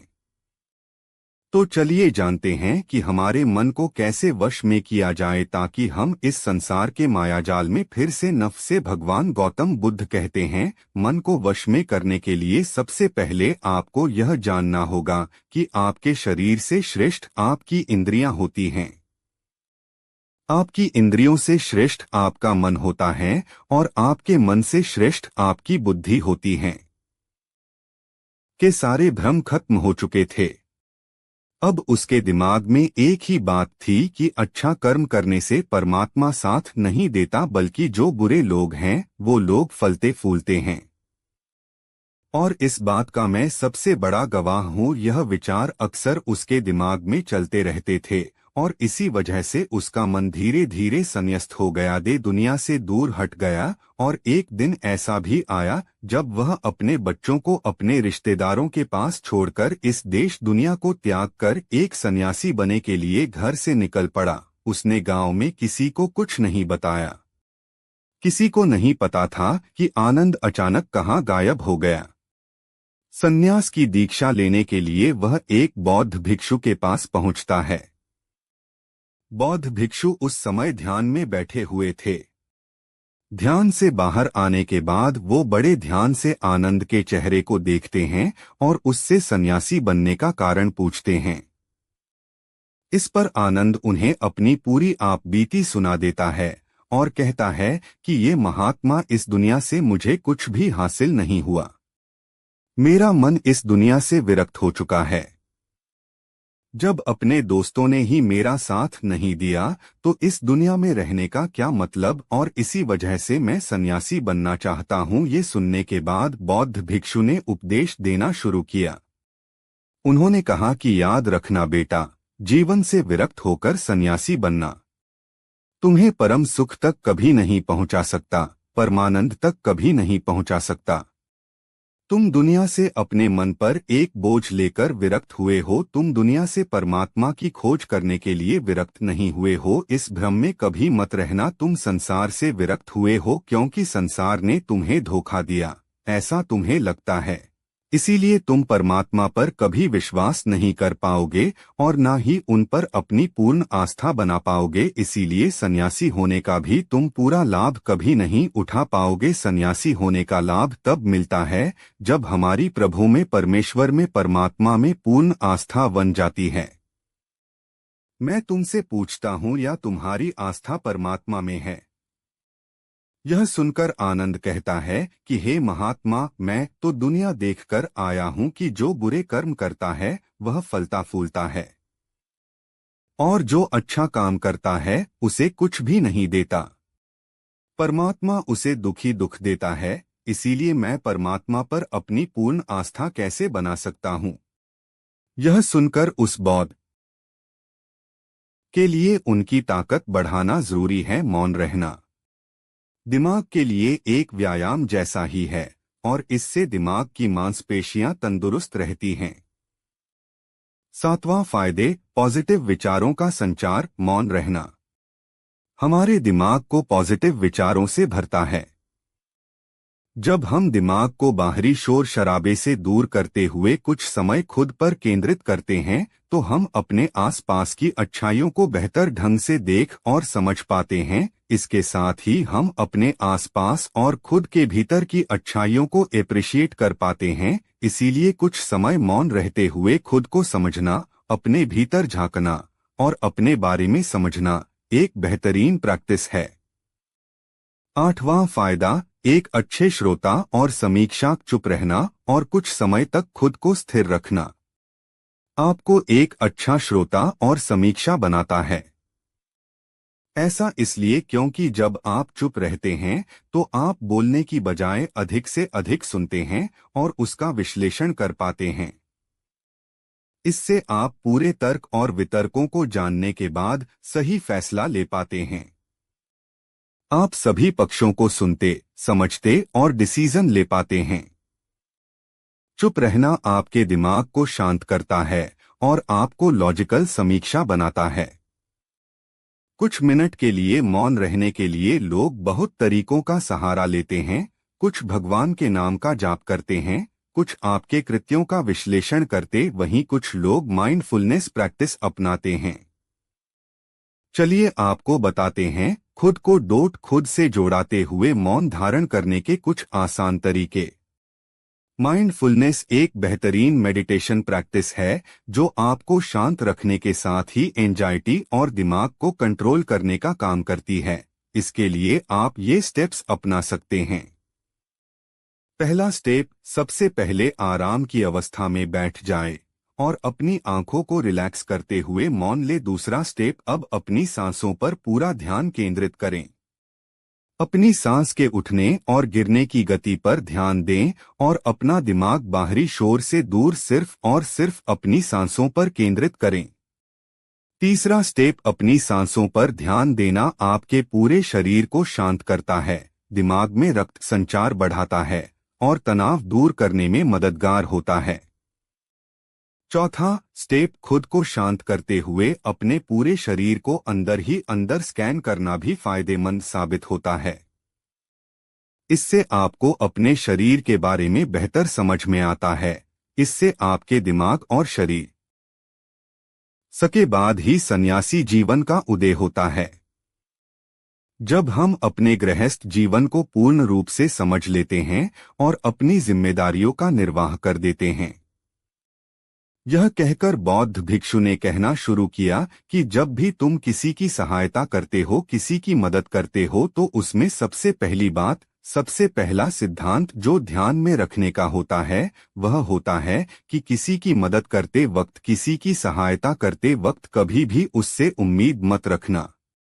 यह मत सोचना कि आज मैंने इसकी सहायता कर दी, मदद कर दी, तो कल बदले में यह भी मेरी सहायता करेगा, मेरी मदद करेगा। अगर तुम ऐसा सोचोगे तो तुम्हें जीवन में दुखों का सामना करना ही पड़ेगा, क्योंकि एक नहीं तो दूसरा, या दूसरा नहीं तो तीसरा कोई ना कोई तुम्हारी उम्मीद जरूर तोड़ेगा। और वास्तविकता में वो मदद या वो सहायता नहीं होती, वह हमारे लालच का ही एक रूप होता है। हम उसकी सहायता या मदद निर्भर तरीके से नहीं कर रहे हैं। हमारे मन में लालच का भाव है, हमारे मन में बदले का भाव है। हम यह सोचकर मदद करते हैं कि इसकी मदद कर देता हूँ तो कल यह मेरा भी मदद करे जाएगा, और यही लालच हमें अक्सर उन लोगों की मदद करने पर विवश करता है जो किसी न किसी रूप में धनवान होते हैं, क्योंकि हमें लगता है कि कल यह आदमी धर्म के द्वारा मेरी मदद कर सकता है। और इसीलिए जिस इंसान को वास्तविकता में मदद की आवश्यकता है, हो सकता है वो गरीब हो, लेकिन हमारा मन अपने लालच के वशीभूत होकर उसकी मदद कभी नहीं करेगा। इसीलिए किसी की मदद और किसी की सहायक करने के अपने विचार को विस्तार दो। केवल एक प्रकार के वर्ग के लिए अपनी सहायता या अपनी मदद पेश मत करना, उन सब के लिए समान होनी चाहिए। जरा सोचो, एक तरफ तुम्हारा मित्र हो जिसके पास धन है, संपदा है, और दूसरी तरफ कोई गरीब औरत हो जो भूखी बैठी हुई है। तुम्हारा दोस्त तुमसे कहता है कि यार आज तो खाने के लिए अच्छे अच्छे पकवान मंगवा लो बाजार से, और दूसरी तरफ वो औरत तुमसे 2 सूखी रोटी मांग रही है, तो तुम किसकी मदद करोगे? कौन मदद का हकदार सबसे पहले है? सबसे पहले हमारा कर्तव्य बनता है कि उस औरत की भूख मिटाएं, लेकिन अक्सर इंसान ऐसे नहीं सोचता। वह अपने दोस्त को तो खिला देगा, उसको तो बाजार से बहुत महंगी वस्तु मंगा के दे देगा, लेकिन किसी गरीब को उसकी भूख मिटाने के लिए पैसा या धन नहीं देगा। दूसरी बात जो ख्याल में रखने का सके बाद ही सन्यासी जीवन का उदय होता है। जब हम अपने गृहस्थ जीवन को पूर्ण रूप से समझ लेते हैं और अपनी जिम्मेदारियों का निर्वाह कर देते हैं, यह कहकर बौद्ध भिक्षु ने कहना शुरू किया कि जब भी तुम किसी की सहायता करते हो, किसी की मदद करते हो, तो उसमें सबसे पहली बात, सबसे पहला सिद्धांत जो ध्यान में रखने का होता है वह होता है कि किसी की मदद करते वक्त, किसी की सहायता करते वक्त कभी भी उससे उम्मीद मत रखना। यह मत सोचना कि आज मैंने इसकी सहायता कर दी, मदद कर दी, तो कल बदले में यह भी मेरी सहायता करेगा, मेरी मदद करेगा। अगर तुम ऐसा सोचोगे तो तुम्हें जीवन में दुखों का सामना करना ही पड़ेगा, क्योंकि एक नहीं तो दूसरा, या दूसरा नहीं तो तीसरा कोई ना कोई तुम्हारी उम्मीद जरूर तोड़ेगा। और वास्तविकता में वो मदद या वो सहायता नहीं होती, वह हमारे लालच का ही एक रूप होता है। हम उसकी सहायता या मदद निर्भर तरीके से नहीं कर रहे हैं। हमारे मन में लालच का भाव है, हमारे मन में बदले का भाव है। हम यह सोचकर मदद करते हैं कि इसकी मदद कर देता हूँ तो कल यह मेरा भी मदद करे जाएगा। और यही लालच हमें अक्सर उन लोगों की मदद करने पर विवश करता है जो किसी न किसी रूप में धनवान होते हैं, क्योंकि हमें लगता है कि कल यह आदमी धर्म के द्वारा मेरी मदद कर सकता है। और इसीलिए जिस इंसान को वास्तविकता में मदद की आवश्यकता है, हो सकता है वो गरीब हो, लेकिन हमारा मन अपने लालच के वशीभूत होकर उसकी मदद कभी नहीं करेगा। इसीलिए किसी की मदद और किसी की सहायक करने के अपने विचार को विस्तार दो। केवल एक प्रकार के वर्ग के लिए अपनी सहायता या अपनी मदद पेश मत करना, उन सब के लिए समान होनी चाहिए। जरा सोचो, एक तरफ तुम्हारा मित्र हो जिसके पास धन है, संपदा है, और दूसरी तरफ कोई गरीब औरत हो जो भूखी बैठी हुई है। तुम्हारा दोस्त तुमसे कहता है कि यार आज तो खाने के लिए अच्छे अच्छे पकवान मंगवा लो बाजार से, और दूसरी तरफ वो औरत तुमसे 2 सूखी रोटी मांग रही है, तो तुम किसकी मदद करोगे? कौन मदद का हकदार सबसे पहले है? सबसे पहले हमारा कर्तव्य बनता है कि उस औरत की भूख मिटाएं, लेकिन अक्सर इंसान ऐसे नहीं सोचता। वह अपने दोस्त को तो खिला देगा, उसको तो बाजार से बहुत महंगी वस्तु मंगा के दे देगा, लेकिन किसी गरीब को उसकी भूख मिटाने के लिए पैसा या धन नहीं देगा। दूसरी बात जो ख्याल में रखने का, यह इस बात पर दुखी होने का वक्त नहीं था, इसीलिए आनंद वहां से जल्दी से लौट जाता है और गांव के ही एक सीट के पास जाकर कुछ धन उधार लेकर धनुष को दे देता है। धनुष अपने मित्र की घोड़ा गाड़ी मंगवा देता है, जिसके बाद वह अपनी पत्नी को वैद्य के पास नगर में ले जाता है। जब उसकी पत्नी का इलाज चल रहा था तो आनंद यही सोच रहा था कि एक वो दिन था जब धर्म की बेटी बीमार हो गई थी और धर्म यहाँ पर नहीं था, तो मैं पूरी रात वैद्य जी के पास उसके लिए बैठा रहा था, उसकी देख रेख की थी, उसकी सेवा की थी। इतने दिनों तक धन वो नहीं आया था, तब मैं ही उसके परिवार की देख रेख किया करता था। हाँ, कैसा दुर्भाग्य है यह, जिसके लिए मैंने इतना कुछ किया, उसने एक घोड़ा गाड़ी देने से मुझे मना कर दिया, और वो भी तब जब मेरी पत्नी जिंदगी और मौत के साथ खेल रही थी। कुछ देर बाद वैद्य बाहर आकर आनंद को एक बहुत बुरी खबर देता है। वह आनंद को बताता है कि उसकी पता को कर रोग हो चुका है और इसका कोई भी इलाज नहीं है, उसके पास कुछ समय की शेष बचा है। यह सुनकर आनंद दुखी होकर वही जमीन पर बैठ गया। उसकी पूरी दुनिया उजड़ने वाली थी और उसे कोई रास्ता नजर नहीं आ रहा था। कुछ समय बाद उसकी पत्नी चल बसी और अब दोनों बच की जिम्मेदारी उसके कंधों पर आ गई थी। लेकिन यहाँ पर आनंद के सारे सिद्धांत टूट चुके थे, उसके सारे भ्रम खत्म हो चुके थे। अब उसके दिमाग में एक ही बात थी कि अच्छा कर्म करने से परमात्मा साथ नहीं देता, बल्कि जो बुरे लोग हैं वो लोग फलते फूलते हैं। और इस बात का मैं सबसे बड़ा गवाह हूँ। यह विचार अक्सर उसके दिमाग में चलते रहते थे और इसी वजह से उसका मन धीरे धीरे संन्यस्त हो गया, दे दुनिया से दूर हट गया। और एक दिन ऐसा भी आया जब वह अपने बच्चों को अपने रिश्तेदारों के पास छोड़कर इस देश दुनिया को त्याग कर एक सन्यासी बने के लिए घर से निकल पड़ा। उसने गांव में किसी को कुछ नहीं बताया। किसी को नहीं पता था कि आनंद अचानक कहाँ गायब हो गया। संन्यास की दीक्षा लेने के लिए वह एक बौद्ध भिक्षु के पास पहुंचता है। बौद्ध भिक्षु उस समय ध्यान में बैठे हुए थे। ध्यान से बाहर आने के बाद वो बड़े ध्यान से आनंद के चेहरे को देखते हैं और उससे सन्यासी बनने का कारण पूछते हैं। इस पर आनंद उन्हें अपनी पूरी आपबीती सुना देता है और कहता है कि ये महात्मा, इस दुनिया से मुझे कुछ भी हासिल नहीं हुआ। मैं पत्थर तोड़ने का काम करता था। बहुत ही मेहनत भरा काम था। पूरे दिन काम करता तो रात को थककर घर पर वापस लौटता। लेकिन इतनी मेहनत करने के बाद भी अगर आनंद को गांव का कोई भी आदमी मदद के लिए बुलाता तो आनंद कभी भी मना नहीं करता था। उसके जीवन का एक ही सिद्धांत था, अगर मैं दूसरों की मदद करूंगा तो परमात्मा मेरा साथ देंगे, परमात्मा मेरे साथ कुछ बुरा नहीं होने देंगे। आनंद अपने इस सिद्धांति का पालन बहुत ही कड़ाई के साथ करता था।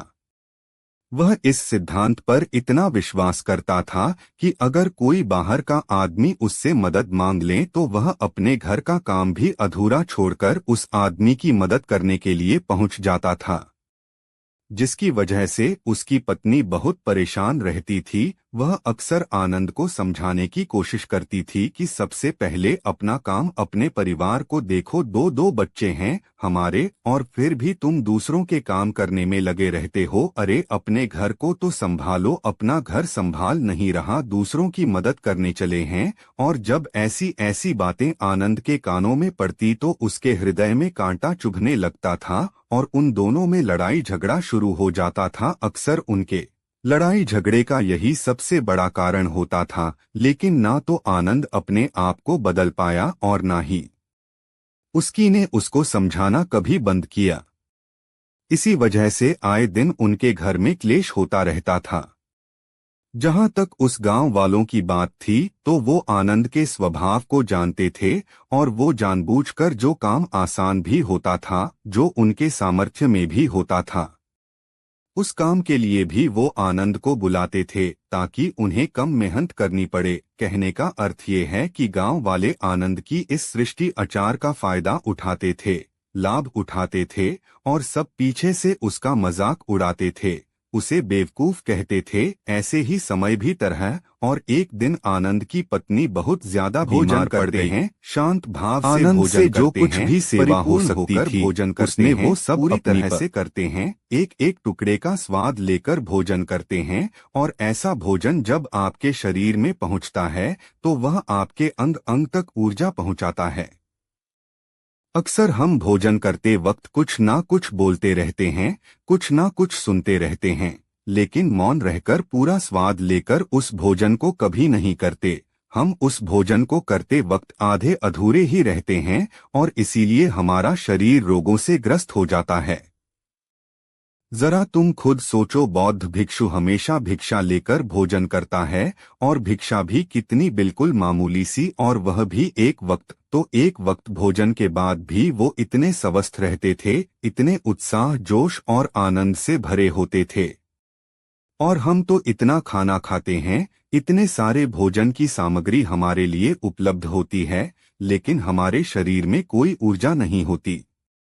इसका सबसे बड़ा कारण होता है कि हम अपना भोजन होश में नहीं करते हैं, परिपूर्ण होकर नहीं करते हैं, मौन रहकर नहीं करते हैं। इसीलिए अपना भोजन हमेशा मौन रहकर ही करो।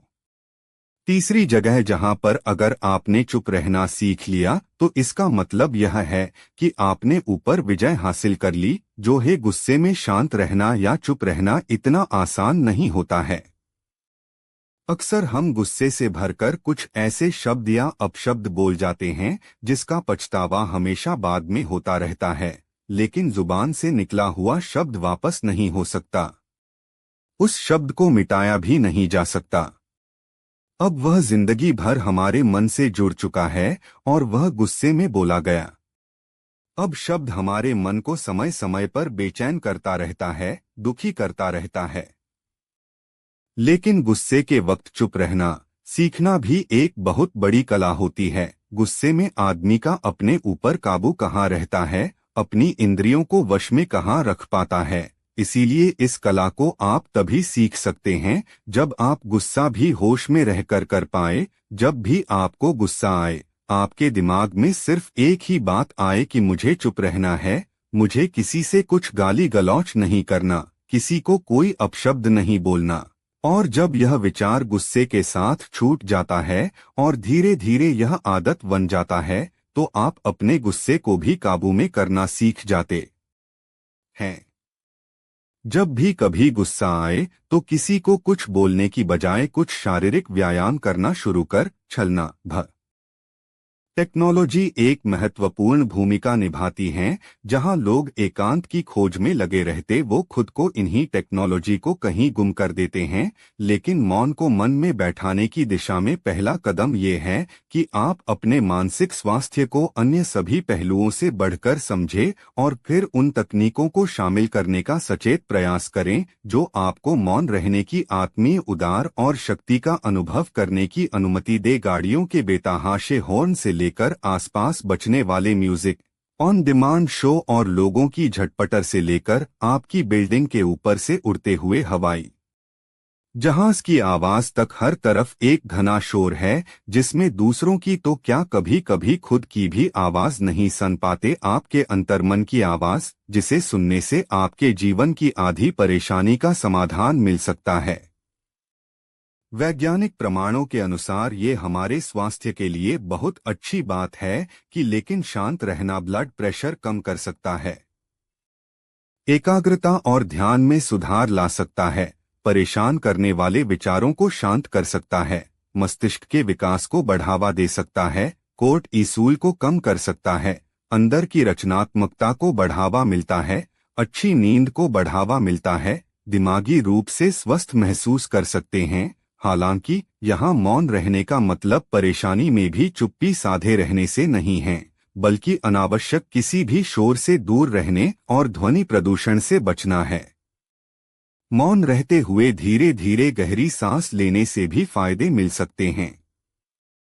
चुप रहना है अनेक समस्याओं का हल। तनाव घटाने और एकाग्रता बढ़ाने के लिए हम आपको अब 9 फायदे बनाएंगे। मेडिटेशन और ध्यान लगाना खुद को शांत करने और तनाव घटाने का एक बेहतरीन तरीका है। आपने ध्यान दिया होगा कि हर धर्म और संस्कृति में शांत और मौन रहने को महत्व दिया गया है। चाहे आप, जिससे हमारा मन शांत होता है, दिमाग रिलैक्स रहता है और हमारा दिमाग नई ऊर्जा और विचारों से भरता है।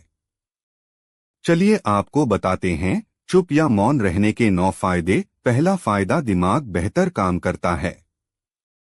एक रिसर्च के मुताबिक अगर हम दिन भर में कुछ मिनट शांत रहते हैं तो हमारा दिमाग रिचार्ज होता है और बेहतर काम करता है। इसके लिए दिन भर में सिर्फ 3 मिनट चुप रहने से शुरुआत करें। ऐसा करने से आप देखेंगे कि आपका दिमाग ठंडा तो रहता ही है, आपके व्यक्तिगत रिश्तों में भी सुधार होता है। दूसरा फायदा, तनाव वाले हार्मोन नियंत्रित होते हैं। आज के दौर में हर तरह शोर ही शोर है। इसकी वजह से दिमाग में तनाव पैदा होना लाजमी है। ऐसे में अगर आप हर रोज कुछ देर मौन रहने की प्रैक्टिस करते हैं तो इससे आपके तनाव पैदा करने वाले हार्मोन के आती है। इससे आपका दिमाग शांत होता है, गुस्सा नियंत्रित रहता है और तनाव बढ़ाने वाले हार्मोन्स का लेवल घटता है। तीसरा फायदा, ब्रेन सेल्स बनती है। अक्सर तनाव, स्ट्रेस, एंजाइटी और लगातार बोलते रहने और शोर शराबे के चलते हमारे दिमाग की कोशिकाएं मरने लगती हैं। ऐसे में कुछ देर मौन रहने से हमारे दिमाग की सेल्स दोबारा बनती हैं और उनका पुनर्निर्माण हमारे दिमाग की शक्ति बढ़ाता है। इससे हमारी एकाग्रता बढ़ती है और दिमाग तेज होता है। चौथा, शांत होकर सोचने समझने की क्षमता खोने लगते हैं। इस वजह से हमारी क्रिएटिविटी खत्म होने लगती है। जब हम कुछ देर मौन रहते हैं तो हमारे दिमाग की नई नई क्रिएटिविटी उभर कर सामने आती है। हमें सोचने, समझने और सुनने की क्षमता बढ़ाती है और हम कुछ नया कर पाते हैं।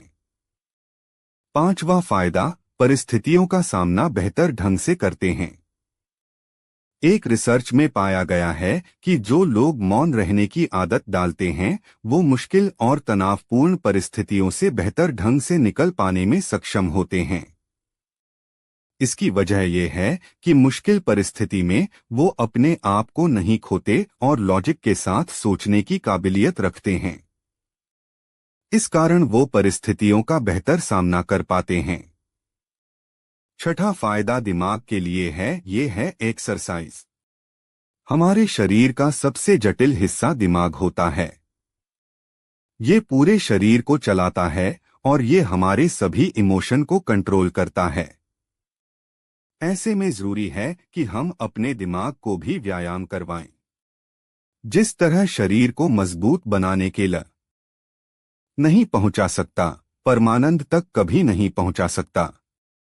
तुम दुनिया से अपने मन पर एक बोझ लेकर विरक्त हुए हो, तुम दुनिया से परमात्मा की खोज करने के लिए विरक्त नहीं हुए हो। इस भ्रम में कभी मत रहना तुम संसार से विरक्त हुए हो, क्योंकि संसार ने तुम्हें धोखा दिया, ऐसा तुम्हें लगता है। इसीलिए तुम परमात्मा पर कभी विश्वास नहीं कर पाओगे और ना ही उन पर अपनी पूर्ण आस्था बना पाओगे। इसीलिए सन्यासी होने का भी तुम पूरा लाभ कभी नहीं उठा पाओगे। सन्यासी होने का लाभ तब मिलता है जब हमारी प्रभु में, परमेश्वर में, परमात्मा में पूर्ण आस्था बन जाती है। मैं तुमसे पूछता हूँ, या तुम्हारी आस्था परमात्मा में है? यह सुनकर आनंद कहता है कि हे महात्मा, मैं तो दुनिया देखकर आया हूं कि जो बुरे कर्म करता है वह फलता फूलता है, और जो अच्छा काम करता है उसे कुछ भी नहीं देता। परमात्मा उसे दुख देता है। इसीलिए मैं परमात्मा पर अपनी पूर्ण आस्था कैसे बना सकता हूँ? यह सुनकर उस बौद्ध भिक्षु ने कहा कि यही तो मैं तुम्हें समझाना चाहता हूँ कि तुम पूरी ऊर्जा अपनी सन्यासी जीवन में लगाओ और उसके बाद भी तुम्हें फल प्राप्त ना हो तो तुम्हें कैसा लगेगा। इसीलिए किसी की भी मदद करने के लिए मैं 5 सिद्धांत तुम्हें बताता हूँ। यह 5 सिद्धांत समझकर संसार में वहां लौट जाओ और संसार में एक गृहस्थ जीवन जियो। उसके बाद ही सन्यासी जीवन का उदय होता है। जब हम अपने गृहस्थ जीवन को पूर्ण रूप से समझ लेते हैं और अपनी जिम्मेदारियों का निर्वाह कर देते हैं। यह कहकर बौद्ध भिक्षु ने कहना शुरू किया कि जब भी तुम किसी की सहायता करते हो, किसी की मदद करते हो, तो उसमें सबसे पहली बात, सबसे पहला सिद्धांत जो ध्यान में रखने का होता है वह होता है कि किसी की मदद करते वक्त, किसी की सहायता करते वक्त कभी भी उससे उम्मीद मत रखना। यह मत सोचना कि आज मैंने इसकी सहायता कर दी, मदद कर दी, तो कल बदले में यह भी मेरी सहायता करेगा, मेरी मदद करेगा। अगर तुम ऐसा सोचोगे तो तुम्हें जीवन में दुखों का सामना करना ही पड़ेगा, क्योंकि एक नहीं तो दूसरा, या दूसरा नहीं तो तीसरा कोई ना कोई तुम्हारी उम्मीद जरूर तोड़ेगा। और वास्तविकता में वो मदद या वो सहायता नहीं होती, वह हमारे लालच का ही एक रूप होता है। हम उसकी सहायता या मदद निर्भर तरीके से नहीं कर रहे हैं, हमारे मन में लालच का भाव है। गांव के वैद्य को बुलाकर अपनी पत्नी की जांच करवाई, लेकिन ये रोग उस वैद्य की पकड़ के बाहर था। इसीलिए उस वैद्य ने कहा कि तुम अपनी पत्नी को नगर में जाकर किसी बड़े वैद्य को दिखाओ तो तुम्हारी पत्नी की जान बच सकती है। जल्द से जल्द नगर पहुंचने की व्यवस्था करो, नहीं तो तुम्हारी पत्नी के प्राण संकट में हो जाएंगे। ये सुनकर आनंद के पैरों तले जमीन फिसल गई। उसने ये नहीं सोचा था कि उसकी पत्नी के प्राण संकट में हैं। वो सोच रहा था कि कोई साधारण सा रोग होगा जिसका इलाज हो जाएगा। लेकिन जब उसने वैद्य की यही बात सुनी तो वह घबरा गया। अब पत्नी को नगर तक कैसे लेकर जाए, क्योंकि उसके पास इतना धन नहीं था कि वह अपनी पत्नी के लिए घोड़ा गाड़ी करके उसमें अपनी पत्नी को लेटाकर नगर में ले जा सके।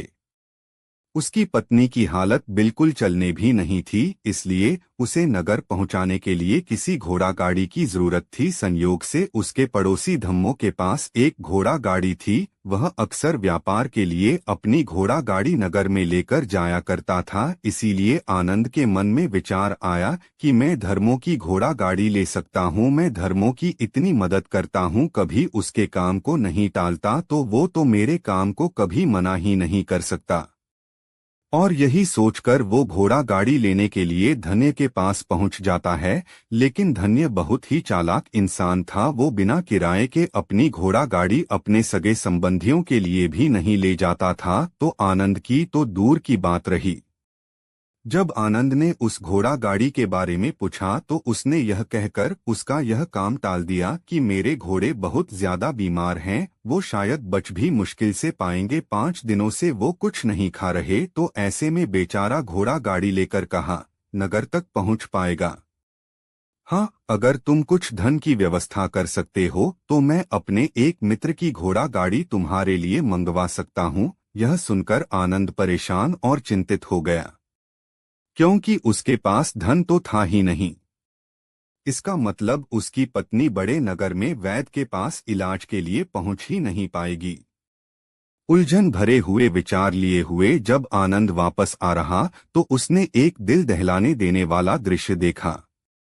उसने देखा कि धर्म के घोड़े जो धर्म के अनुसार बीमार थे और कुछ खा भी नहीं रहे थे, वहीं घोड़े गांव का ही एक युवक उसकी बात नी खामोशी से अकेले काम कर सकते हो उतना काम करो।